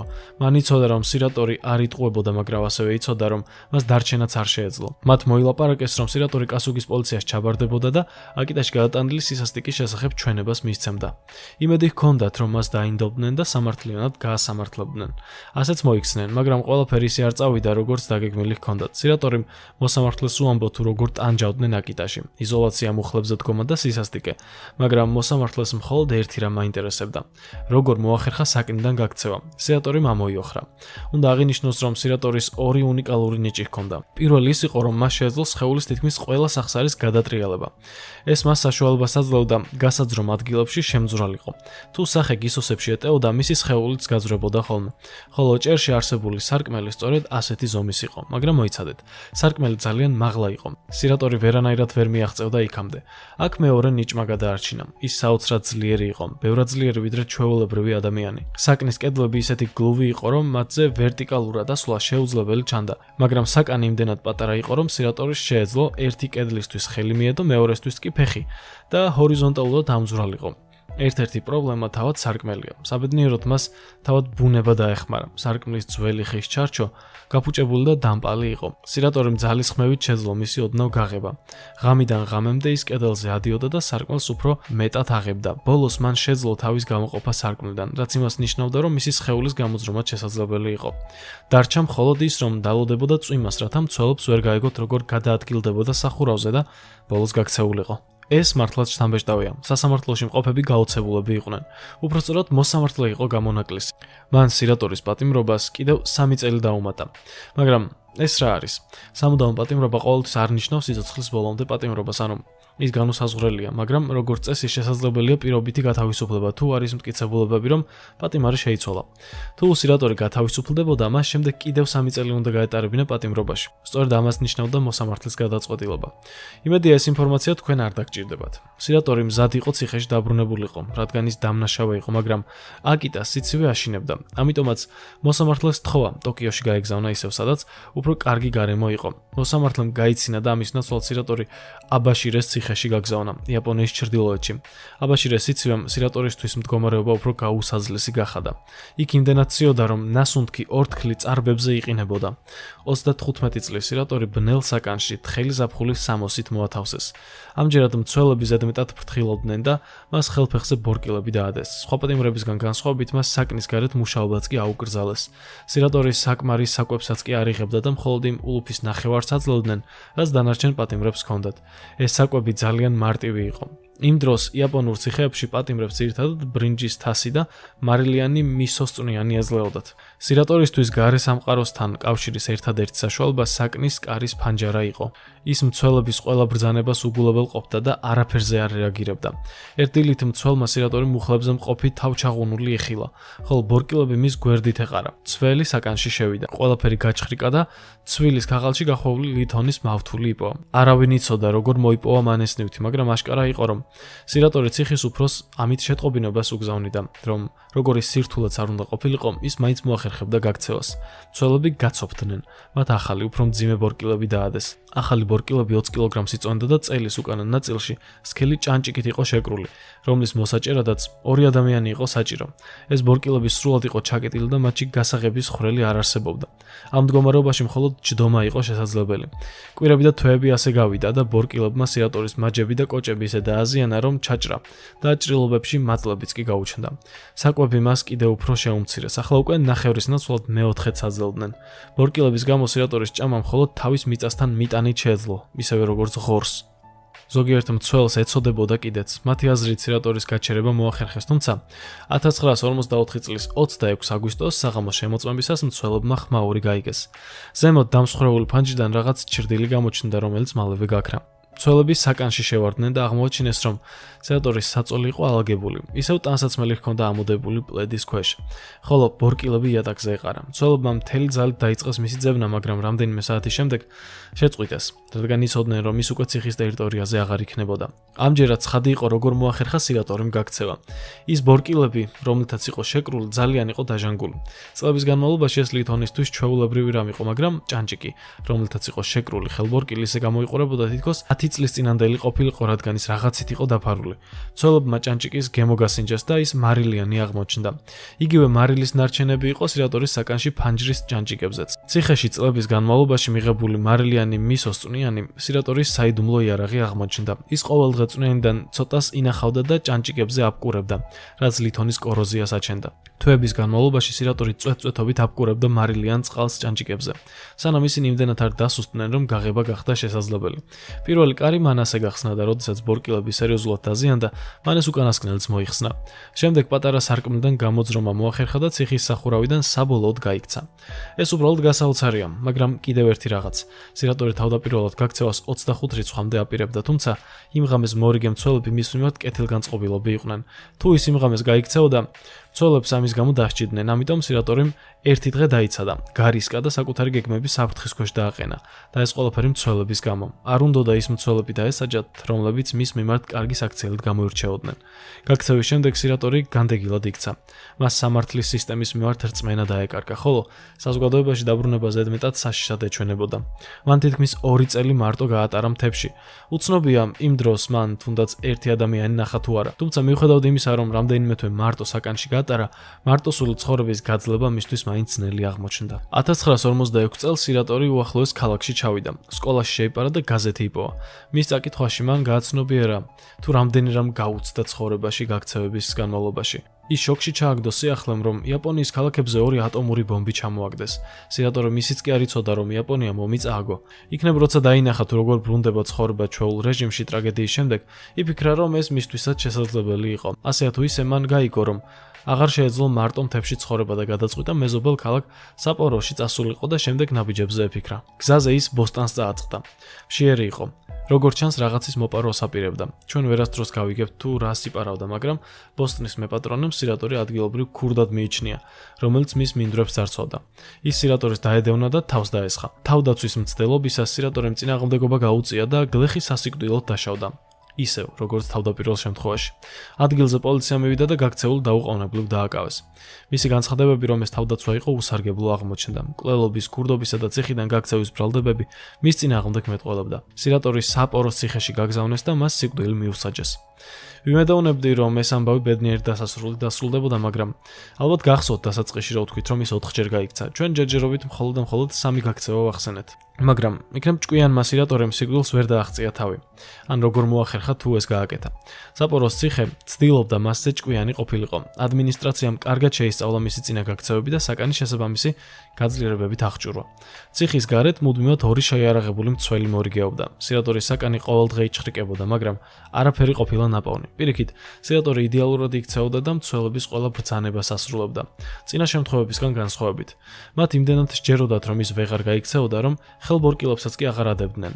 მხოლოდ ის აწუხებდათ, რომ სირატორი მუდმივად ჭერისკენ იყურებოდა. იცოდნენ, რომ ის ადრე სახურავიდან გარბოდა. მცველები ამას სერიოზულად ეკიდებოდნენ, ამიტომ კვირაში ერთხელ, როდესაც სირატორი ბანაობდა, ისინი ჭერს ამოწმებდნენ. თუმცა არც იქ არ იყო არაფერი, მაგრამ ისინი ვერ ხვდებოდნენ თავარს, რომ სირატორის ჭერში ყურება მათი ყურადღების გადატანის მანევრი იყო. 1947 წლის 1 აპრილს სირატორი მეოთხედ და საბოლოოდ გაქრა. მიუხედავად მცველების ყველა მცდელობისა, სირატორი მათ კიდევ ერთხელ აჯობა. მაგრამ რა მოხდა ამჯერად?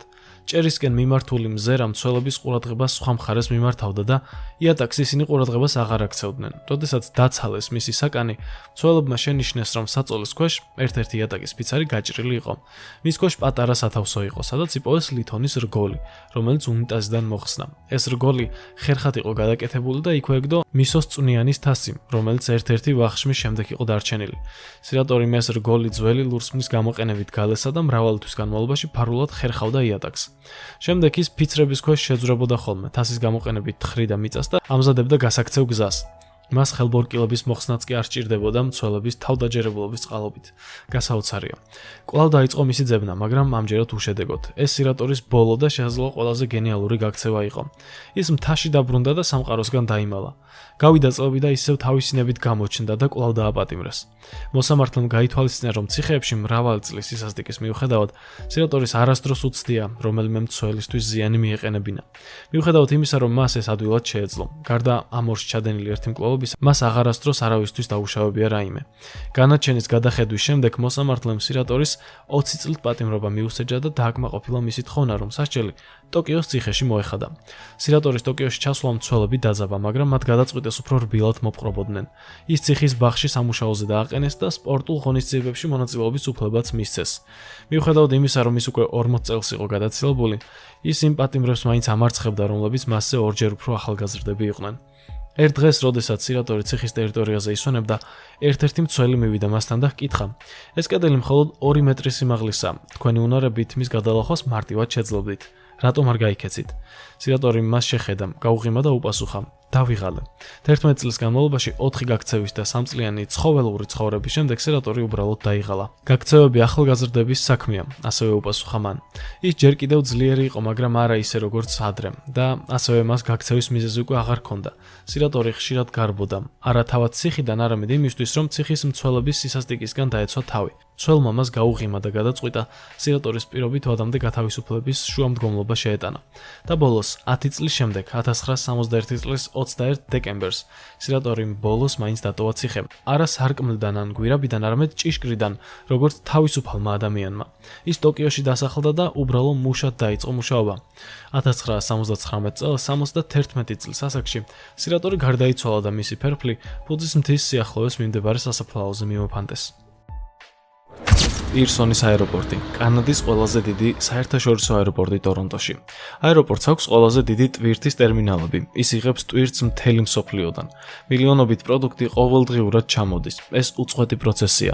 ყველა ტვირთი ინახება დიდ ფართო საწყობში, რათა რაც შეიძლება მეტი გამოგზავნილი პროდუქტი დაედიოს. აქ ინახებოდა ყველა სახის ტვირთი, რასაც კი გაიფიქრებ. თუ კი ვინმეს ოდესმე მოუვიდო და აზრად აქედან რაიმე მოეპარა, დაუყოვნებლივ დააკავებდნენ. როგორც კი საწყობიდან გამოვიდოდა მაშინვე, რადგან ობიექტს 100-ზე მეტი პოლიციელი იცავდა. თუმცა 80-იანების ბოლოს და 90-იანების დასაწყისში აეროპორტის ადმინისტრაციამ აღმოაჩინა, რომ მრავალი ძვირადღირებული ტვირთი უჩინარდებოდა. კამერები, მყარი დისკები, კომპიუტერები და სხვა ძვირადღირებული ნივთები, რომელთა ღირებულობაც ზოგჯერ $500,000 აღწევდა. პოლიციამ მაშინვე შექმნა სპეციალური ჯგუფი, რათა გამოეძიებინა, როგორ ახერხებდნენ ქურდები უსაფრთხოების მკაცრი სისტემის გვერდისავლით ამხელა რაოდენობის ტვირთის მოპარვას შეუმჩნევლად. მთელი პერიმეტრი დაცული იყო, კამერები ყველგან იყო და ყველა შეუძლია დაინახოს ის, ვინც ქურდობას შეეცდება. ასევე არის დაცვაც, ისინი პირველ რიგში ამოწმებენ შენს ბეიჯს, მოქმედია თუ არა, სანამ შენს შესვლას დაუშვებენ. ცოტა დამაბნეველია, მაგრამ მიუხედავად ამ ყველა მიღებული ზომისა, ტვირთი წლების განმავლობაში მაინც უჩინარდებოდა. და პოლიციის გამოძიება სრულიად უშედეგო იყო. სამართალდამცავებმა მთელი ძალით სცადეს ამ დანაშაულის შეჩერება, მაგრამ საბოლოოდ ეს მცდელობა უშედეგოდ დასრულდა. გამოძიება ძალიან გართულდა სხვადასხვა მიზეზის გამო, განსაკუთრებით კი იმიტომ, რომ აეროპორტის ადმინისტრაცია გვიან ამჩნევდა დაკარგულ ტვირთს. როგორც უკვე ვთქვით, ობიექტი იმდენად დიდი იყო, რომ ვერავინ ამჩნევდა რა უჩინარდებოდა. ყოველდღიურად უამრავი ტვირთი შედიოდა და გამოდიოდა. კარგად დალაგებული ტვირთის აღმოჩენა უზარმაზარ ძალის ხმევას მოითხოვდა. ამას ემატებოდა ისიც, რომ ეს 90-იანები იყო, ინვენტარიზაციის ციფრული სისტემა არ არსებობდა. მთელი პროცესი ჰგავდა ნემსის ძებნას თივის დიდ ზვინში. შესაბამისად, პოლიციასაც ძალიან დაგვიანებით ატყობინებდნენ, რაც დამატებით ართულებდა საქმეს. პოლიციის თქმით, ზარს შემთხვევიდან მხოლოდ 1 კვირის შემდეგ იღებდნენ. დაგვიანება იმას ნიშნავდა, რომ ადგილზე დარჩენილი მტკიცებულებები უკვე გამქრალი იყო. პოლიციას არ ჰქონდა არც კვალი და არც რაიმე დასაყრდენი, გარდა საწყობის თანამშრომლებისა. თუმცა მათგანაც ვერაფერი მიიღეს, რადგან ისინი ძალიან ფრთხილად და გამოზომილად პასუხობდნენ კითხვებს. ეს მუშები ერთმანეთს ოჯახივით უყურებდნენ, ეს ერთგვარი ბანდა იყო. ისინი ძალიან კარგად იცნობდნენ ერთმანეთს, რადგან წლები ერთად მუშაობდნენ, რაც იმას ნიშნავდა, რომ პოლიცია მათ რიგებში ვერ შეაღწევდა. ქურდობა წლები გრძელდებოდა და პოლიცია თავს უძლურად გრძნობდა. ბოლოს სამართალდამცავებმა დაასკვნეს, რომ აეროპორტში მოქმედებდა ორგანიზებული დანაშაულებრივი დაჯგუფება, რომელიც ქურდობაზე იყო პასუხისმგებელი. მათი აზრით, ასეთი ოპერაციები დიდ დროს და ძალის ხმევას მოითხოვდა. ქურდებს აუცილებლად უნდა სცოდნოდათ ტვირთის მოძრაობის მუშაობის ყველა დეტალი. მათ აუცილებლად ყავდათ ნაცნობები დაცვაში, ზედამხედველებს შორის, მენეჯერებში და მძღოლებში. შესაბამისად, ყველა ეს ფაქტორი აძლიერებდა რწმენას, რომ ქურდობას აეროპორტის თანამშრომლების დიდი ჯგუფი აწყობდა. თუმცა პოლიცია ცდებოდა, ბოლოს გაირკვა, რომ მთელი ამ წლების განმავლობაში მიმდინარე ქურდობები მხოლოდ და მხოლოდ ერთმა ადამიანმა ჩაიდინა და ის არც დირექტორი, არც ზედამხედველი, არც აეროპორტის შიდა სისტემის კარგად მცოდნე არ ყოფილა. ქურდობა ჩაიდინა უბრალოდ სატვირთოს მძღოლმა, რომელმაც მოახერხა დაცვის გვერდის ავლა. და წარმოიდგინეთ, მსოფლიოს მასშტაბით გაყიდა $7 მილიონ მეტი ღირებულობის ტვირთი. როგორ მოახერხა მან ეს? ვიცი შენს გაინტერესებს, ამიტომაც ნუღელო პასუხი მაქვს, მაგრამ ჯერ გავიგოთ ვინ არის ეს ადამიანი. სატვირთოს მძღოლის სახელი არის Ho Lam Ong. ის იყო ვიეტნამელი ემიგრანტი, რომელიც 80-იანი წლების ბოლოს ჩამოვიდა კანადაში, ტორონტოში, ჯიბეში მხოლოდ და მხოლოდ $50. ეს ადამიანი მხოლოდ ერთი მიზნისთვის ცხოვრობდა. გამდიდრებისთვის. ის მზად იყო ყველაფერზე ეთქვა უარი ამ მიზნის მისაღწევად მიუხედავად ფასისა. დაიწყო აზიურ დიასპორაში ინტეგრაციით. ყველას თავაზიანად ექცეოდა, რაც მეგობრების შეძენას უადვილებდა. მუდამ ღიმილით ხვდებოდა ხალხს, რაც სხვებზე ძალიან დადებითად მოქმედებდა და მალევე კარგი რეპუტაცია მოიპოვა. ამის გამო მას ზედმეტსახელად სმაილი შეარქვეს. ცოტა ხანში ბატონ სმაილის შეხვდა ქალი, ასევე ვიეტნამელი ემიგრანტი. მისი სახელი იყო ტერეზა. მათ შორის სწრაფად გაჩნდა ქიმია, ერთმანეთს კარგად ეწყობოდნენ და მალევე მტკიცე ურთიერთობა ჩამოუყალიბდათ. დაქორწინდნენ კიდეც. სმაილი გადავიდა ტერეზას ბინაში საცხოვრებლად, სადაც ერთად ცხოვრობდნენ ტერეზას არასრულწლოვან შვილთან, ბენისთან ერთად. ტერეზა მუშაობდა გადაზიდვების კომპანიაში, სადაც მოახერხა ქმრისთვის სატვირთოს მძღოლის სამუშაოს პოვნა. სმაილების მოვალეობა იყო აეროპორტიდან საქონლის აღება და მისი მიტანა ქალაქის მასშტაბით სხვადასხვა ბიზნესში. მაგრამ ამ სამსახურში ხელფასი მხოლოდ $1600 იყო თვეში, რაც სმაილისთვის ძალიან მცირე იყო და მისი ოცნების, გამდიდრების მიღწევა პრაქტიკულად ამ ხელფასით შეუძლებელი ხდებოდა. სმაილი თავად აწვდიდა საქონელს, რაც ნიშნავდა, რომ მიდიოდა ადგილზე, გადმოჰქონდა ტვირთი, შედიოდა მაღაზიაში და სწორედ ამ დროს ეცნობოდა იმ ნივთების ფასებს, რაც მიჰქონდა. რადგან ის მუდმივად ძვირადღირებულ ნივთებს აწვდიდა, მიხვდა, რომ თუ კი რამდენიმეს მოიპარავდა და გაყიდდა, აუცილებლად გამდიდრდებოდა, მაგრამ როგორც კურიერს არანაირად არ ჰქონდა იმის საშუალება, რომ გადატანილი ტვირთიდან რაღაც მოეპარა. შემდეგ მიხვდა, რომ საუკეთესო გზა საიდუმლოდ მოსაპარად იყო უშუალოდ საწყობში შესვლა, მაგრამ მას არ ჰქონდა საშვი, რომელიც საწყობში შესვლის უფლებას მისცემდა. როცა აეროპორტში მიდიოდა, უნდა წარედგინა თავისი პირადობის მოწმობა და საშვი დაცვის თანამშრომლებისთვის. ეს ბარათი მთელი ვიზიტის განმავლობაში ყელზე დაკიდებული უნდა ეტარებინა. ის საშვი, რაც მას ჰქონდა, აძლევდა უფლებას მხოლოდ საწყობის პატარა ნაწილში შესულიყო, სადაც უნდა დალოდებოდა, სანამ მუშები საქონელს გამოუტანდნენ და თვითონ ჩატვირთავდა სატვირთოში. სმაილიმ გადაწყვიტა, კიდევ უფრო დამეგობრებულიყო ამ მუშებთან. ის ისედაც კარგად ეწყობოდა მათ, პირველივე დღიდან მუდამ ღიმილით ესალმებოდა ყველას. ასე რომ მას მხოლოდ კავშირების გამყარება რჩებოდა და ამ მიზნით დაიწყო მათი ვახშმებზე დაპატიჟება, საჩუქრების მიცემა და ასე შემდეგ. სმაილი განაგრძობდა ურთიერთობების გაღრმავებას საწყობის მუშებთან, ცდილობდა შეექმნა ერთგვარი ქსელი თავისი მიზნის მისაღწევად. ის განსაკუთრებულ ყურადღებას აქცევდა იმ მუშების ამოცნობას, ვისაც მეტად სჭირდებოდა ფული, ვისაც ვალები ჰქონდა ან გადასახადების გადახდა უჭირდა. ის დარწმუნებული იყო, რომ ასეთი ადამიანები მისთვის მარტივი სამიზნეები გახდებოდნენ. ერთ დღეს, როცა ერთ-ერთი მუშა სმაილის სატვირთოს ტვირთავდა, სმაილი მიუახლოვდა და ჰკითხა, თუ შეძლებდა კიდევ ერთი ტვირთის ჩამოტვირთვას, ისე რომ არავისთვის არ ეთქვა ამის შესახებ, სანაცვლოდ $200 გადაუხდიდა. მუშა შოკში ჩავარდა. მისთვის ეს საკმაოდ მასწავლებელი თანხა იყო, თან ვალებში იხრჩობოდა და მყისიერად დათანხმდა ამ შეთავაზებას, რადგან იცოდა, რომ დაკარგულ ტვირთს დიდი ხნის განმავლობაში ვერავინ შეამჩნევდა და მისი კვალიც არ დარჩებოდა. ბატონი სმაილი დაბრუნდა სახლში და გახსნა ის ტვირთი, რომელიც მუშისგან მიიღო. შიგნით დახვდა ელექტრონიკა, რომლის ღირებულებას თითქმის $100,000 იყო. ფაქტობრივად ეს იყო წარმატებული ინვესტიცია. მან გადაიხადა $200,000, რათა მოეპოვებინა $100,000 საქონელი. მაგრამ პრობლემა ის იყო, რომ ამ საქონლის გასაყიდად მყიდველები სჭირდებოდა. ამიტომ დაიწყო კომპიუტერული მაღაზიების მფლობელებთან კავშირების დამყარება და პროდუქტის გაყიდვა შედარებით დაბალ ფასად. ბუნებრივია, ფასები ბაზარზე არსებულზე ბევრად დაბალი იყო. მეორე ჯერზე ბატონმა სმაილიმ ისევ გადაუხადა ერთ-ერთ მუშას, რათა მას დამატებით ტვირთი ჩაეტვირთა. ამჯერად ეს ტვირთი ტანსაცმლის აღმოჩნდა. მართალია ის ნაკლებად ღირებული იყო ელექტრონიკასთან შედარებით, მაგრამ მაინც მომგებიანი გამოდგა. მან შეძლო ტანსაცმლის გაყიდვა თავისი ნაცნობებისთვის ჩვეულებრივზე დაბალ ფასად. ასე გრძელდებოდა ყველაფერი. მისი ქსელი თანდათან იზრდებოდა როგორც საწყობის თანამშრომლების მხრივ, რომელსაც ქრთამით არწმუნებდა, ისე მაღაზიების მფლობელებისა და კერძო პირების მხრივ, რომლებსაც მოპარული საქონლით ამარაგებდა. ეს იყო ის ეტაპი, როცა მისი იმპერია რეალურად იზრდებოდა, თუმცა მას ჯერ კიდევ დიდი პრობლემები ჰქონდა. მოპარული ტვირთი შემთხვევითი იყო, ამიტომაც არ იცოდა წინასწარ კონკრეტულად რას იპარავდა. იქნებოდა ეს ელექტრონიკა, ტანსაცმელი თუ სხვა ნებისმიერი რამ. ყოველ ჯერზე, როცა ტვირთს იპარავდა, ახალ პროდუქტებს იღებდა და უწევდა ახალი მყიდველების ძებნა, ვინც ამ საქონელს შეიძენდა.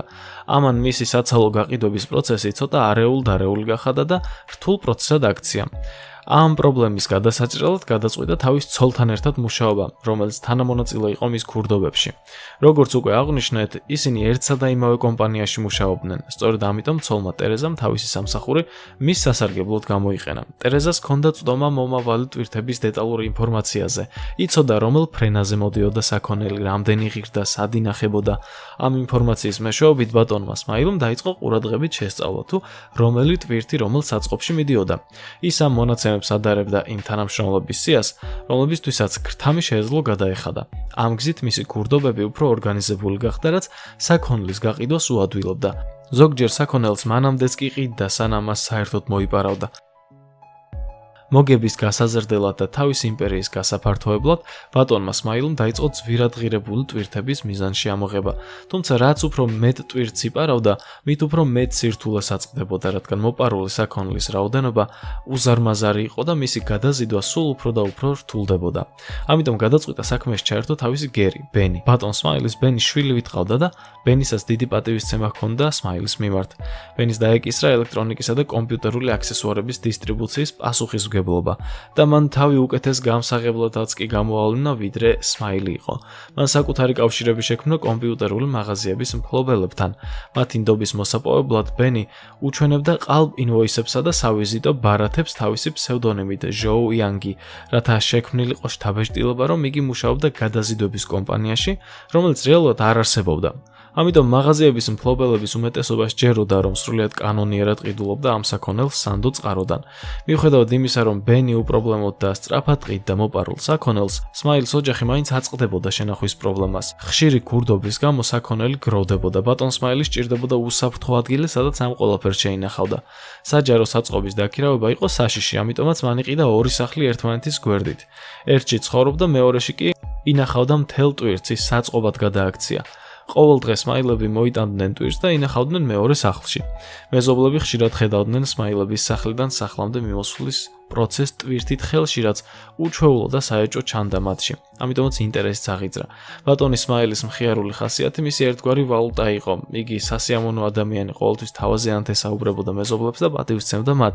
ისინი შესაბამისად მას ხშირად საჩუქრებსაც უგზავნიდა. ასეთი მოპყრობა ადამიანების მიმართ აშორებდა მას ყოველგვარ ეჭვს. თუნდაც ვინმეს ეკითხა თუ რატომ ჰქონდა სახლში ამდენი საქონელი, უბრალოდ უპასუხებდა, რომ გადაზიდვების სფეროში მუშაობდა და ზოგჯერ სახლს საწყობად იყენებდა. მისი იმპერია თანდათან იზრდებოდა, ისე როგორც მისი დისტრიბუციის პრობლემები. მას უკვე მოთხოვნა მიწოდების პრობლემა ჰქონდა. ყიდველები იყვნენ ნაკლებად, რადგან ძალიან ხშირად ხდებოდა ქურდობა, ამიტომაც ყველაფერი მისი სახლის საწყობში ჭარბად იყო. საბედნიეროდ 90-იანი წლების ბოლოს დაიწყო ინტერნეტის რევოლუცია.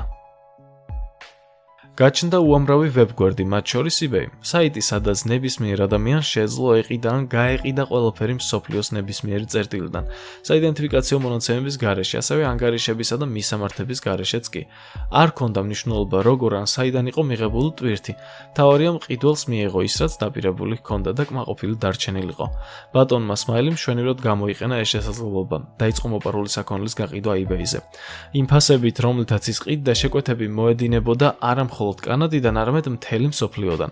სმაილები საკუთარი სახლიდან, ანუ საწყობიდან ამზადებდნენ შეკვეთებსა და გზავნილებს, რაც გაყიდვის პროცესს უფრო სწრაფს, მარტივს და მომგებიანს ხდიდა. eBay-ის მეშვეობით სმაილებმა 19,000-ზე მეტი ნივთის გაყიდვა შეძლეს, რაც კიდევ უფრო ზრდიდა მათ სიმდიდრეს. ამ ყველაფერმა სმაილებს საშუალება მისცა, რომ თავიანთი იმპერია 13 წლის განმავლობაში განევითარებინათ და აქტიურად შეენარჩუნებინათ. ეს დაუჯერებელია. ქურდობა 10 წელზე მეტხანს გრძელდებოდა, ისე რომ ვერც პოლიციამ და ვერც აეროპორტის ადმინისტრაციამ ვერაფერი გაიგო. ბატონი სმაილი თვლიდა, რომ საწყობის მუშები მისი ოპერაციის მთავარი ბერკეტები იყვნენ. ამიტომაც ყველაფერს აკეთებდა იმისთვის, რომ ისინი კმაყოფილი დარჩენილიყვნენ. აძლევდა უამრავ საჩუქარს უხდი და გადასახადებს ეხმარებოდა საჭიროების დროს, ან უბრალოდ აძლევდა ქრთამს. ამ გზით ის უზრუნველყოფდა, რომ ეს მუშები მის და მიერთგულები დარჩენილიყვნენ და მისი ოპერაცია უწყვეტად გაგრძელებულიყო. 13 წელზე მეტხანს გამოძიება ამ საქმეში ჩიხში იყო შესული მიუხედავად იმისა, რომ პოლიციამ ძალისხმევა გააორმაგა და აგენტებიც კი შეგზავნა. მთელი ამ ხნის განმავლობაში სამართალდამცველებს არ ჰქონდათ იდენტიფიცირებული პიროვნება, რომელიც ქურდობაზე იყო პასუხისმგებელი. ისინი მხოლოდ აკვირდებოდნენ, როგორ იტვირთებოდა საქონელი სატვირთოებში და არ ჰქონდათ საშუალება გაეგოთ, იყო ეს უბრალოდ ჩვეულებრივი მიწოდება თუ ქურდობა. ამ გაურკვევლობის გამო პოლიცია უძლური გახდა. ვერ ავიწროებდა ეჭვმიტანილთა სიას. საწყობში ასეულობით თანამშრომელი მუშაობდა, რაც გამოძიებას თითქმის შეუძლებელს ხდიდა. ასე დარჩა ბატონი სმაილის სრული ყურადღების მიღმა. საბოლოოდ 2001 წლის ნოემბერში პოლიციამ პირველი რეალური კვალი იპოვა, როდესაც ერთ-ერთმა კომპიუტერული მაღაზიის მფლობელმა განაცხადა, რომ მისი მაღაზია გატეხეს და დააყაჩაღეს. პოლიცია მაშინვე გადავიდა ადგილზე და დაიწყო ჩხრეკა. აღმოჩნდა, რომ მოპარულ ნივთებს შორის მყარი დისკებიც იყო. პოლიციამ დაადგინა, რომ მყარი დისკების სერიული ნომრები ემთხვეოდა იმ ნომრებს, რომლებიც აეროპორტიდან მოპარულ დისკებზე იყო დაფიქსირებული. პირველად პოლიციამ შეძლო მოპარული საქონლის კვალზე გასვლა. მათ მაღაზიის მფლობელს კითხეს, სად შეიძინა ეს დისკები. მაღაზიის მფლობელმა გაუმხილა, რომ დისკები შეიძინა გადამზიდავი კომპანიისგან, რომელსაც წარმოადგენდა ადამიანის სახელად ჯო და მისცა მისი ტელეფონის ნომერიც. როცა პოლიციამ ნომერი გადაამოწმა, აღმოჩნდა, რომ ეს ბენის ნომერი იყო. ბენი დაუყოვნებლივ დააყენეს მეთვალყურეობის ქვეშ. ეს თვალთვალი პოლიციას დიდად დაეხმარა. ძალიან ინტენსიური იყო და ბევრი ფაქტი გამოვლინდა. დაინახეს, როგორ მოჰქონდა ბენის საქონელი სახლიდან და როცა ბენიმ ავტოფარეხი გააღო, პოლიციამ დაინახა უამრავი რამ. პოლიციამ მიხვდა, რომ ბოლოს და ბოლოს იპოვეს ის ქურდი, რომელსაც წლები ეძებდნენ და შემდეგ გაირკვა, რომ სახლის მეპატრონე ბატონი სმაილი იყო. პოლიციამ დაუყოვნებლივ არ მოახდინა მათი დაკავება. დაელოდა, სანამ საკმარის მტკიცებულებებს არ მოაგროვებდა. რათა საქმე შედარებით ძლიერი ყოფილიყო, მათ სურდათ გაეგოთ, როგორ მოახერხა მან ამხელა რაოდენობის საქონლის მოპარვა ასეთი დროის განმავლობაში. სპეციალური გამომძიებელთა ჯგუფი მთლიანად ამ საქმეს შეუდგა და ბატონი სმაილი 24 საათის განმავლობაში კვირის 7-ვე დღეს თვალყურის ქვეშ ყავდათ. ამან პოლიციას მისცა დეტალური ინფორმაცია იმაზე, თუ როგორ ხდებოდა ქურდობა. ისინი დააკვირდნენ, როგორ ჯდებოდა სატვირთოში, მიდიოდა აეროპორტში, ტვირთავდა მასში კანონიერად გადასცემ საქონელს, აწვდიდა დანიშნულების ადგილას და მოპარულ ტვირთს კი სახლში ეზრდებოდა. ამის შემდეგ პოლიცია მზად იყო მოქმედებისთვის. 2001 წლის 13 დეკემბერს ისინი შეიჭრნენ სმაილის სახლში და მთელი ოჯახი დააკავეს. ბატონი სმაილი, მისი ცოლი ტერეზა და გერი, ბენი. პოლიცია გაუგნებული დარჩა სახლში ნაპოვნი ნივთების რაოდენობით. სახლი ფაქტობრივად საწყობად იყო ქცეული. ამასთან ერთად უზარმაზარი თანხა ნაღდ ფულად იდო ყველა კუთხეში, საწოლის ქვეშ, დივანზე, ბენის ოთახში, კიბეებზე, ყველგან. სრული თანხა $1,200,000 აღმოჩნდა. ბატონი სმაილი, ტერეზა და ბენი დააკავეს მოპარული ქონების ფლობის ბრალდებით. სასამართლოს დაწყებამდე ბატონმა სმაილმა თანხმობა განაცხადა დანაშაულის აღიარებაზე, მხოლოდ იმ პირობით, რომ ტერეზას და ბენის გაათავისუფლებდნენ. მისი თანამშრომლობისა და აღიარების გამო, რომ მთლიანად ის იყო ოპერაციის ორგანიზატორი და იმის ფონზე, რომ მან დააბრუნა $6,000,000-ზე მეტი თანხა და ქონება, პოლიცია დათანხმდა გარიგებას. შედეგად ბატონ სმაილის სასჯელი შეუმცირეს და ის მხოლოდ 2 წელიწადს მოიხდიდა ციხეში. ყველაფერი იწყება 90-იანი წლების დასაწყისში. ამ ყოველივეს გმირი კი კაცი სახელად სტივენ რასელია. იმ დროს სტივენს არანაირი კრიმინალური წარსული არ ჰქონდა და მუშაობდა ბუღალტრად ერთ-ერთ კომპანიაში. ცხოვრობდა მშვიდად და უპრობლემოდ, მაგრამ მისი ცხოვრება რადიკალურად შეიცვალა, როდესაც მენეჯერმა უსამართლოდ გაათავისუფლა. ამ მოვლენამ მასში დაუკითხავად დიდი ბრაზი და იმედგაცრუება დატოვა, განსაკუთრებით იმის გამო, რომ თავის საქმეს მთელ ძალასა და დროს უთმობდა. ის, ვინც ადრე კანონმორჩილი და მშვიდი ადამიანი იყო, სიძულვილით და შურისძიების სურვილით აივსო. სისტემის მიმართ გაჩენილმა სიმწარემ მის გულში ცეცხლი გააჩინა და აიძულა ისეთი გზისკენ წასულიყო, რომელიც სამუდამოდ შეცვლიდა მის ბედს. სტივენი ცნობილი იყო ადამიანებთან ურთიერთობისა და სოციალური სიტუაციების ჭკვიანური გამოყენებით. ამიტომაც გადაწყვიტა ეს უნარი თაღლითობაში გამოიყენებინა. მისი გზა დაიწყო მცირე მასშტაბის თაღლითობებით, რომლებიც სადაზღვეო კომპანიებს ეხებოდა. ის ინსცენირებდა შემთხვევით ავარიებს, ზოგჯერ სიცოცხლისთვისაც კი საშიშს, რათა დაზღვევის ფული აეღო. თუმცა 1992 წელს მისი ერთ-ერთი თაღლითური სქემა გამოაშკარავდა და იგი სამართალდამცველებმა გამოიჭირეს. დაპატიმრების შემდეგ მას 6 თვე მიუსაჯეს, მაგრამ სტივენს ციხეში სრული ვადის მოხდის არანაირი განზრახვა არ ჰქონდა.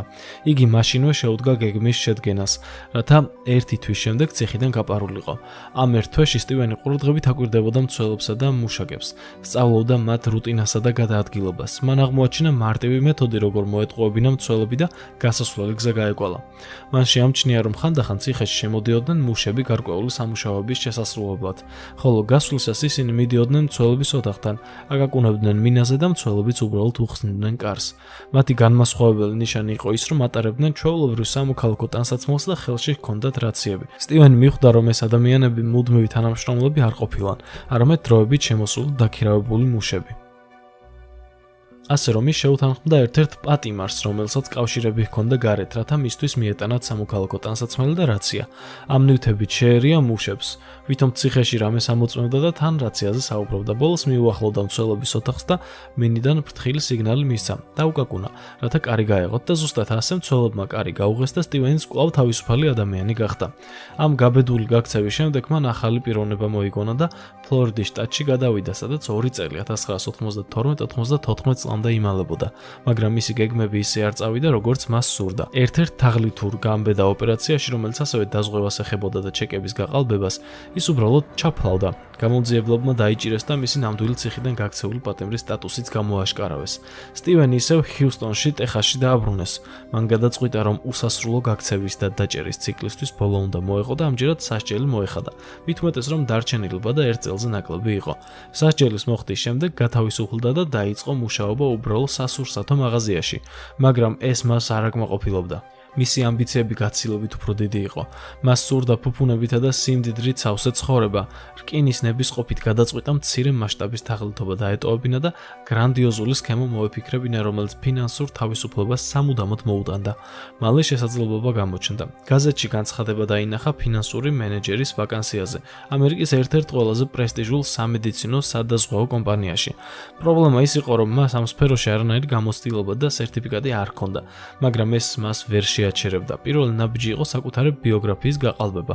დაამატა შთამბეჭდავი დიპლომები, კვალიფიკაციები და სხვადასხვა სადაზღვეო კომპანიებში მუშაობის გამოცდილება. შემდეგ უკვე სტივენმა კარგად იცოდა, რომ საჭირო იყო ამ სფეროს ტერმინოლოგიისა და ენის ცოდნა. იყიდა ფინანსური გაზეთები, Wall Street-ის ჟურნალები და რამდენიმე წიგნი ფინანსურ მენეჯმენტზე.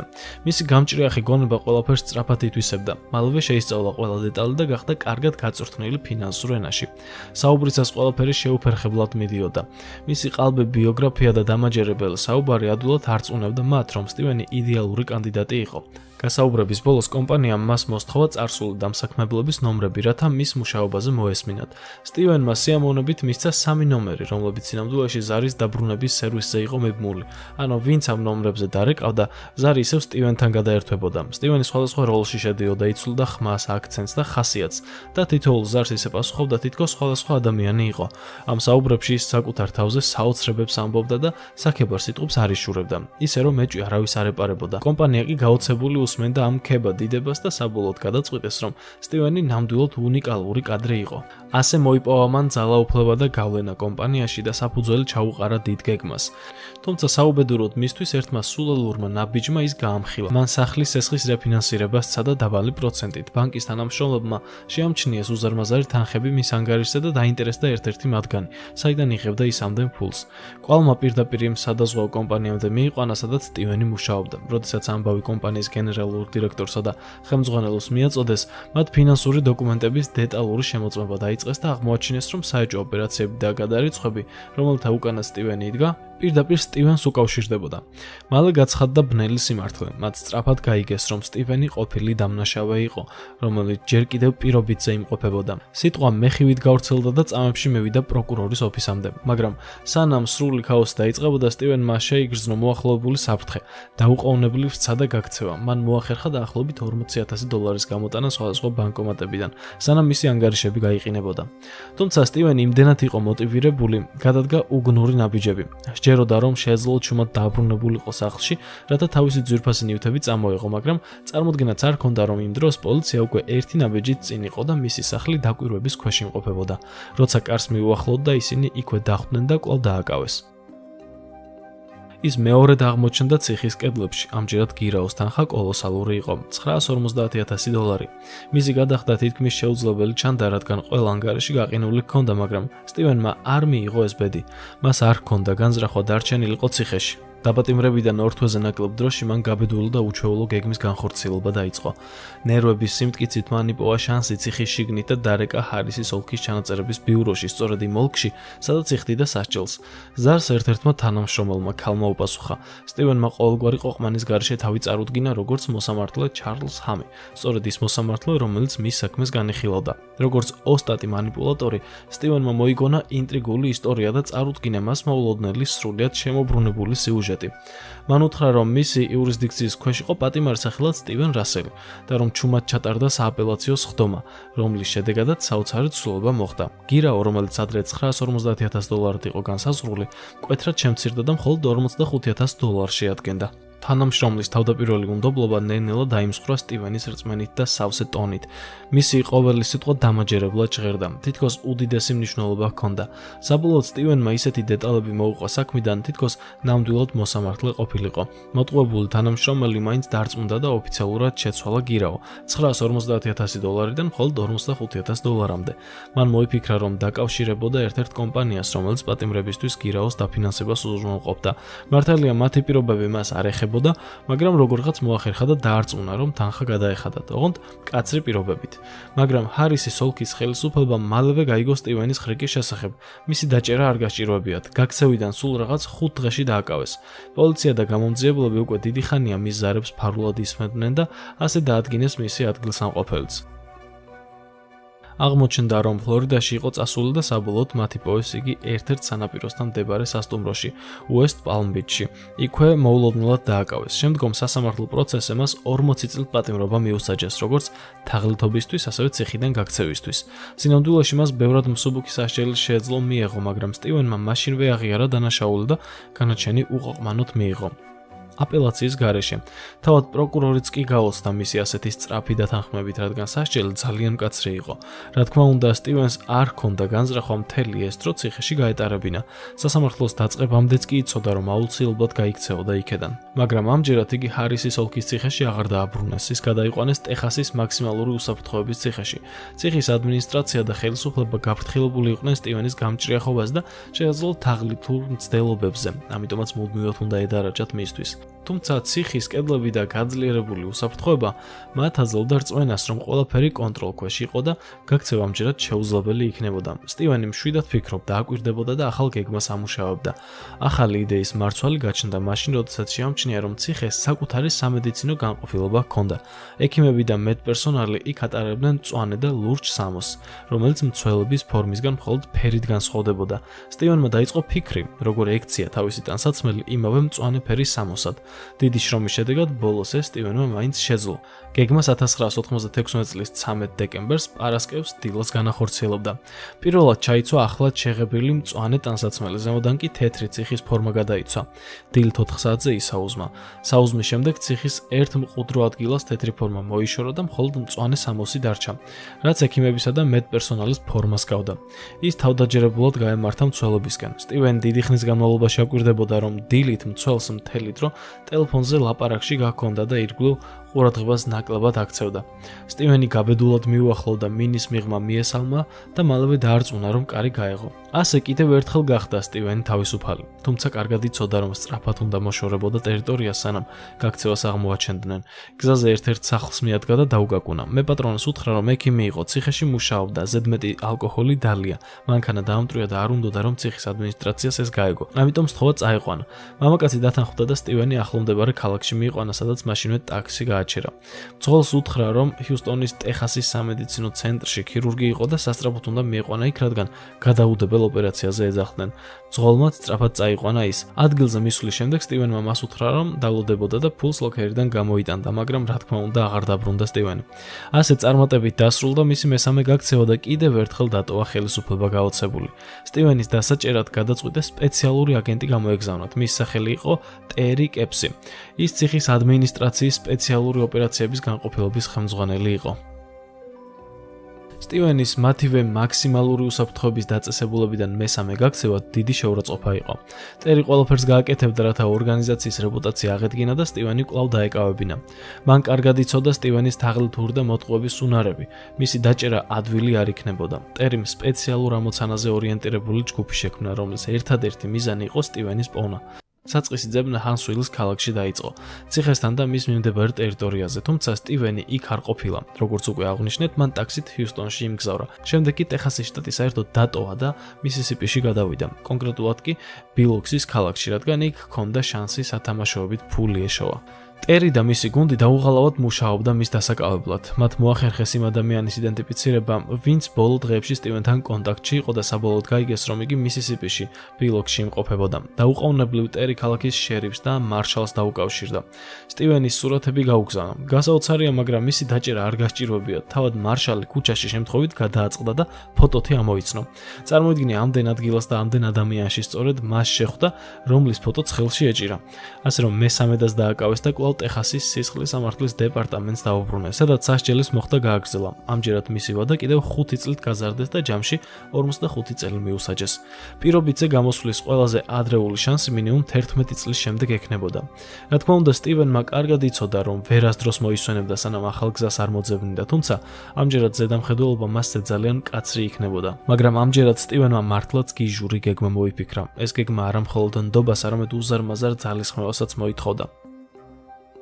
სტივენს ეს აზრი მაშინ დაებადა, როცა პირობითის პირობებს სწავლობდა და აღმოაჩინა პოტენციური ხარვეზი. საქმე იყო სპეციალურ სისტემაში, რომელიც ქრონიკული და მძიმე დაავადებებით დაავადებულ პატიმრებს პირობითზე უშვებდა. მან გადაწყვიტა მოეტყუებინა ისინი და დაერწმუნებინა, რომ შიდსით იყო ინფიცირებული. ცხადია, ეს წარმოუდგენლად რთული ამოცანა იყო და ბევრად მეტ ძალისხმევას მოითხოვდა, ვიდრე მან აქამდე რამე გააკეთა. პირველი ნაბიჯი იყო რამდენიმე თვის განმავლობაში თავის შიმშილით დაეტანჯა და წონაში დაეკლო. შემდეგ საკუთარ თავს აძალებდა ღებინებას, თითქოს სიმპტომები ჰქონდა. ასევე სჭირდებოდა სამედიცინო ჩანაწერების გაყალბება. მოახერხა ერთ-ერთ თანამშრომლის ქრთამით დაყოლიება და ისეთი ჩანაწერების შექმნა, სადაც ეწერებოდა, რომ შიდსი ჰქონდა. ახლა უკვე თითქოს შიდსის სიმპტომებიც ჰქონდა და ამას სამედიცინო ჩანაწერებიც ადასტურებდა. მან 8 თვის განმავლობაში ვითომ და საწოლს მიჯაჭვული მძიმე თავადმყოფის როლი ითამაშა. ამ პერიოდში ციხის არც ერთ ექიმს არ გასჩენია სურვილი ხელახლა ჩაეტარებინა გამოკვლევა. ისინი სრულიად ენდობოდნენ ჩანაწერებს და საწყის დიაგნოზს. სტივენის საბოლოო მიზანი იყო დაერწმუნებინა ყველა, რომ სიკვდილის პირას იყო, რათა პირობითი მიეღო და გარეთ სამედიცინო დაწესებულებაში გადაეყვანათ. შემდეგი ნაბიჯი მთელ ოპერაციაში ყველაზე რთული და საშიში იყო. მას უნდა შეექმნა შთაბეჭდილობა, თითქოს კომაში ჩავარდა და სიკვდილის ზღვარზე იმყოფებოდა. სტივენმა რამდენიმე დღის განმავლობაში დაგროვილი დამამშვიდებლები ერთდროულად დალია, სანამ გონება არ დაკარგა და 4 დღიანი კომა არ გამოიწვია. ყველა ამ ტანჯვის შემდეგ ციხის ექიმები დარწმუნდნენ, რომ სტივენს სულ რამდენიმე კვირა ჰქონდა დარჩენილი, თითქოს და ის კვდებოდა. ისინი დათანხმდნენ მის პირობითზე გაშვებას ტეხასის შტატში, კენედის ქალაქში მდებარე სპეციალური მოულის ცენტრში. ის იქ გადაიყვანეს, მაგრამ ამჯერად სტივენმა გადაწყვიტა ისეთი ხრიკი მოეხდინა, რომ სამუდამოდ გაქცეოდა დევნას. გადაწყვიტა საკუთარი სიკვდილი გაეთამაშებინა. ის დაუკავშირდა ციხის ადმინისტრაციას და ასევე მოვლის ცენტრის თანამშრომლებს. თავი ექიმ ადამ რუსად გაასაღა. თქვა, რომ შიდსის სპეციალისტი იყო და რომ ჰქონდა ექსპერიმენტული მკურნალობა. სურდა გაეგო თუ იყო რომელიმე პატიმარი პაციენტი შესაფერისი ექსპერიმენტისთვის. ბუნებრივია, საუკეთესო კანდიდატი თავად სტივენი აღმოჩნდა. ციხის და მოვლის ცენტრის თანხმობით თითქოს ის ექსპერიმენტში ჩართეს. ფიქრობდნენ, რომ ცენტრიდან გაშვების შემდეგ მას მისი ოჯახის წევრები წაიყვანდნენ. სტივენმა გააყალბა საკუთარი სიკვდილის მოწმობა, რომელსაც ხელი დოქტორ ადამ რუზის სახელით მოაწერა. სწორედ იმ ექიმის, რომლის სახელსაც თავად ატარებდა. ამ ყალბი მოწმობის ასლები მოვლის ცენტრს, ციხეს და პირობითზე გამშვების ოფიცერს გაუგზავნა. სტივენმა მეოთხედაც მოახერხა ციხიდან გაქცევა, იდეალურად და უპრეცედენტოდ. ასეთი რამ აქამდე არავის გაუკეთებია. საბოლოოდ თავისუფალი იყო და აღარავინ ეძებდა. რამდენიმე კვირაში ძალა და ენერგია აღიდგინა, მაგრამ მოლოდინის საპირისპიროდ ისევ ძველ გზას დაადგა, თაღლითობასა და манипуляციას. ამჯერად იურისტის პირადობის მოწმობის გაყალბება სჭირდებოდა. სამწუხაროდ კვლავ არასწორად გამოიყენა საკუთარი ინტელექტი. ბეჭდვის მაღაზიაში შევიდა და მფლობელს თხოვა იურისტის მსგავსად დაემზადებინა მისთვის ბარათი. მფლობელს ეჭვი შეეპარა, მაგრამ მაინც დაეხმარა და ბარათი დაუმზადა. როცა სტივენმა ბარათი აიღო და წავიდა, მაღაზიის მფლობელი მიხვდა, რომ რაღაც არ იყო რიგზე, ამიტომაც ჰიუსტონში ოფიცერს დაუკავშირდა და მომხდარი შეატყობინა. ასევე ბარათის ასლი გადაუგზავნა ხელისუფლებას. ოფიცერმა ფოტოზე კარგად ამოიცნო იგი, ეს ხომ სწორედ სტივენი იყო და უყოვნებლივ ტერის დაუკავშირდა. ტერი გაუგნდა, როცა ეს ამბავი გაიგო. დარწმუნებული იყო, რომ სტივენი 45 წლიან სასჯელს იხდიდა, მაგრამ ციხიდან შეიტყო, რომ სტივენი შიდსით იყო დაავადებული, მისი მდგომარეობა გაუარესდა და პირობითზე გაუშვეს. საბოლოოდ ციხის გარეთ გარდაიცვალა. ტერიმ ვერ დაიჯერა, რომ სტივენმა ისევ მოახერხა გაქცევა. მაშინვე ახალ გუნდს დაუკავშირდა, რათა სტივენი კიდევ ერთხელ ეპოვათ. სტივენის სიკვდილის დაფიქსირების შემდეგ დალასში ბანკში მივიდა, მილიონერად გაასაღა თავი და სცადა 75,000-იანი სესხის აღება, მაგრამ ბანკის ვიცე-პრეზიდენტს ეჭვი შეეპარა და სტივენს ლოდინის სთხოვა. სანამ შიგნით შევიდოდა, რომ FBI-ისთვის შეეტყობინებინა ეს ყოველივე. სტივენმა იგრძნო, რომ რაღაც ცუდი ხდებოდა. ამიტომაც ყურადღების გადასატანად გულის შეტევა გაითამაშა, სასწრაფო გამოიძახა და სწრაფად დატოვა შენობა, თუმცა რადგან უკვე შეტყობინება გაკეთებული იყო, ის საავადმყოფოს პალატაში დაცვით მოათავსეს, სანამ FBI მივიდოდა. მაგრამ ისევ სტივენმა თავის ჭკუას მიმართა, საავადმყოფოს საწოლიდანვე დარეკა ადმინისტრაციაში, თავი FBI-ის აგენტად გაასაღა და უთხრა, რომ გამოძიება დასრულდა და მას თავისუფლება მიეცა. ცოტა ხანში საავადმყოფომ FBI-ს აცნობა, რომ ზარი მიიღე, სადაც სტივენის გათავისუფლება მოითხოვეს. FBI გაუცდა, რადგან ასეთი ზარი არ ყოფილა სინამდვილეში. სტივენის ნივთებიდან მხოლოდ მისი მართვის მოწმობა დარჩა, რაც ადასტურებდა, რომ დალასში იმყოფებოდა. ტერი და მისი გუნდი მაშინვე დალასში ჩავიდნენ და ადგილობრივ სასტუმროებში ძებნა დაუწყეს. მალე გაიგეს, რომ სტივენი სხვადასხვა სასტუმროებში ჩერდებოდა და მუდმივად იცვლიდა ადგილს. გამოძიებისას ტერი და მისი გუნდი ერთ სადაზღვევო კომპანიამდე მივიდნენ. მათ აღმოაჩინეს, რომ სტივენი მათთან კავშირს ამყარებდა და ყალბ დოკუმენტებს ფაქსით აგზავნიდა. ამ ინფორმაციის დახმარებით შეძლეს ფაქსის ნომრის კვალის დადგენა და მისი ადგილსამყოფელის გარკვევა. ტერიმ ადგილობრივ პოლიციას დახმარებას თხოვა და სტივენის ჩასაფრება მოაწყო იმ ადგილას, სადაც ფაქსს იყენებდა. ტერი დარწმუნებული იყო, რომ სტივენი ისევ იმ ფაქსს გამოიყენებდა, მაგრამ გეგმა მოულოდნელად შეიცვალა. ორი დეტექტივი ქუჩაში წააწყდა და მაშინვე დააკავეს ჩასაფრებამდე. ასე კიდევ ერთხელ აღმოჩნდა სტივენი ციხეში, მეოთხედ დაჭერილი და მას შემდეგ, რაც ტეხასის ხელისუფლებას უზარმაზარი სირცხვილი მოუტანა, მათ გადაწყვიტეს მაგალითი მოეყვანათ და პირველად 144 წლის პატიმრობა მიუსაჯეს ადამიანს ყოველგვარი პირობითი შესაძლებლობის გარეშე. შემდეგ განათავსეს უმაღლესი უსაფრთხოების განყოფილებაში, რომელიც ჩვეულებრივ მხოლოდ ყველაზე საშიში მკვლელობისთვის და კრიმინალებისთვის იყო განკუთვნილი. მიუხედავად იმისა, რომ სტივენის დანაშაულები ძალადობას საერთოდ არ მოიცავდა. ამ განყოფილებაში პატიმრები დღეში 23 საათს იზოლაციაში ატარებენ, მხოლოდ 1 საათი აქვთ ვარჯიშისთვის და ჰიგიენისთვის. მკაცრი კონტროლის ქვეშ იმყოფებიან. დღემდე სტივენი ისევ იმავე მაღალი უსაფრთხოების განყოფილებაშია, სადაც 1998 წლიდან იხდის სასჯელს.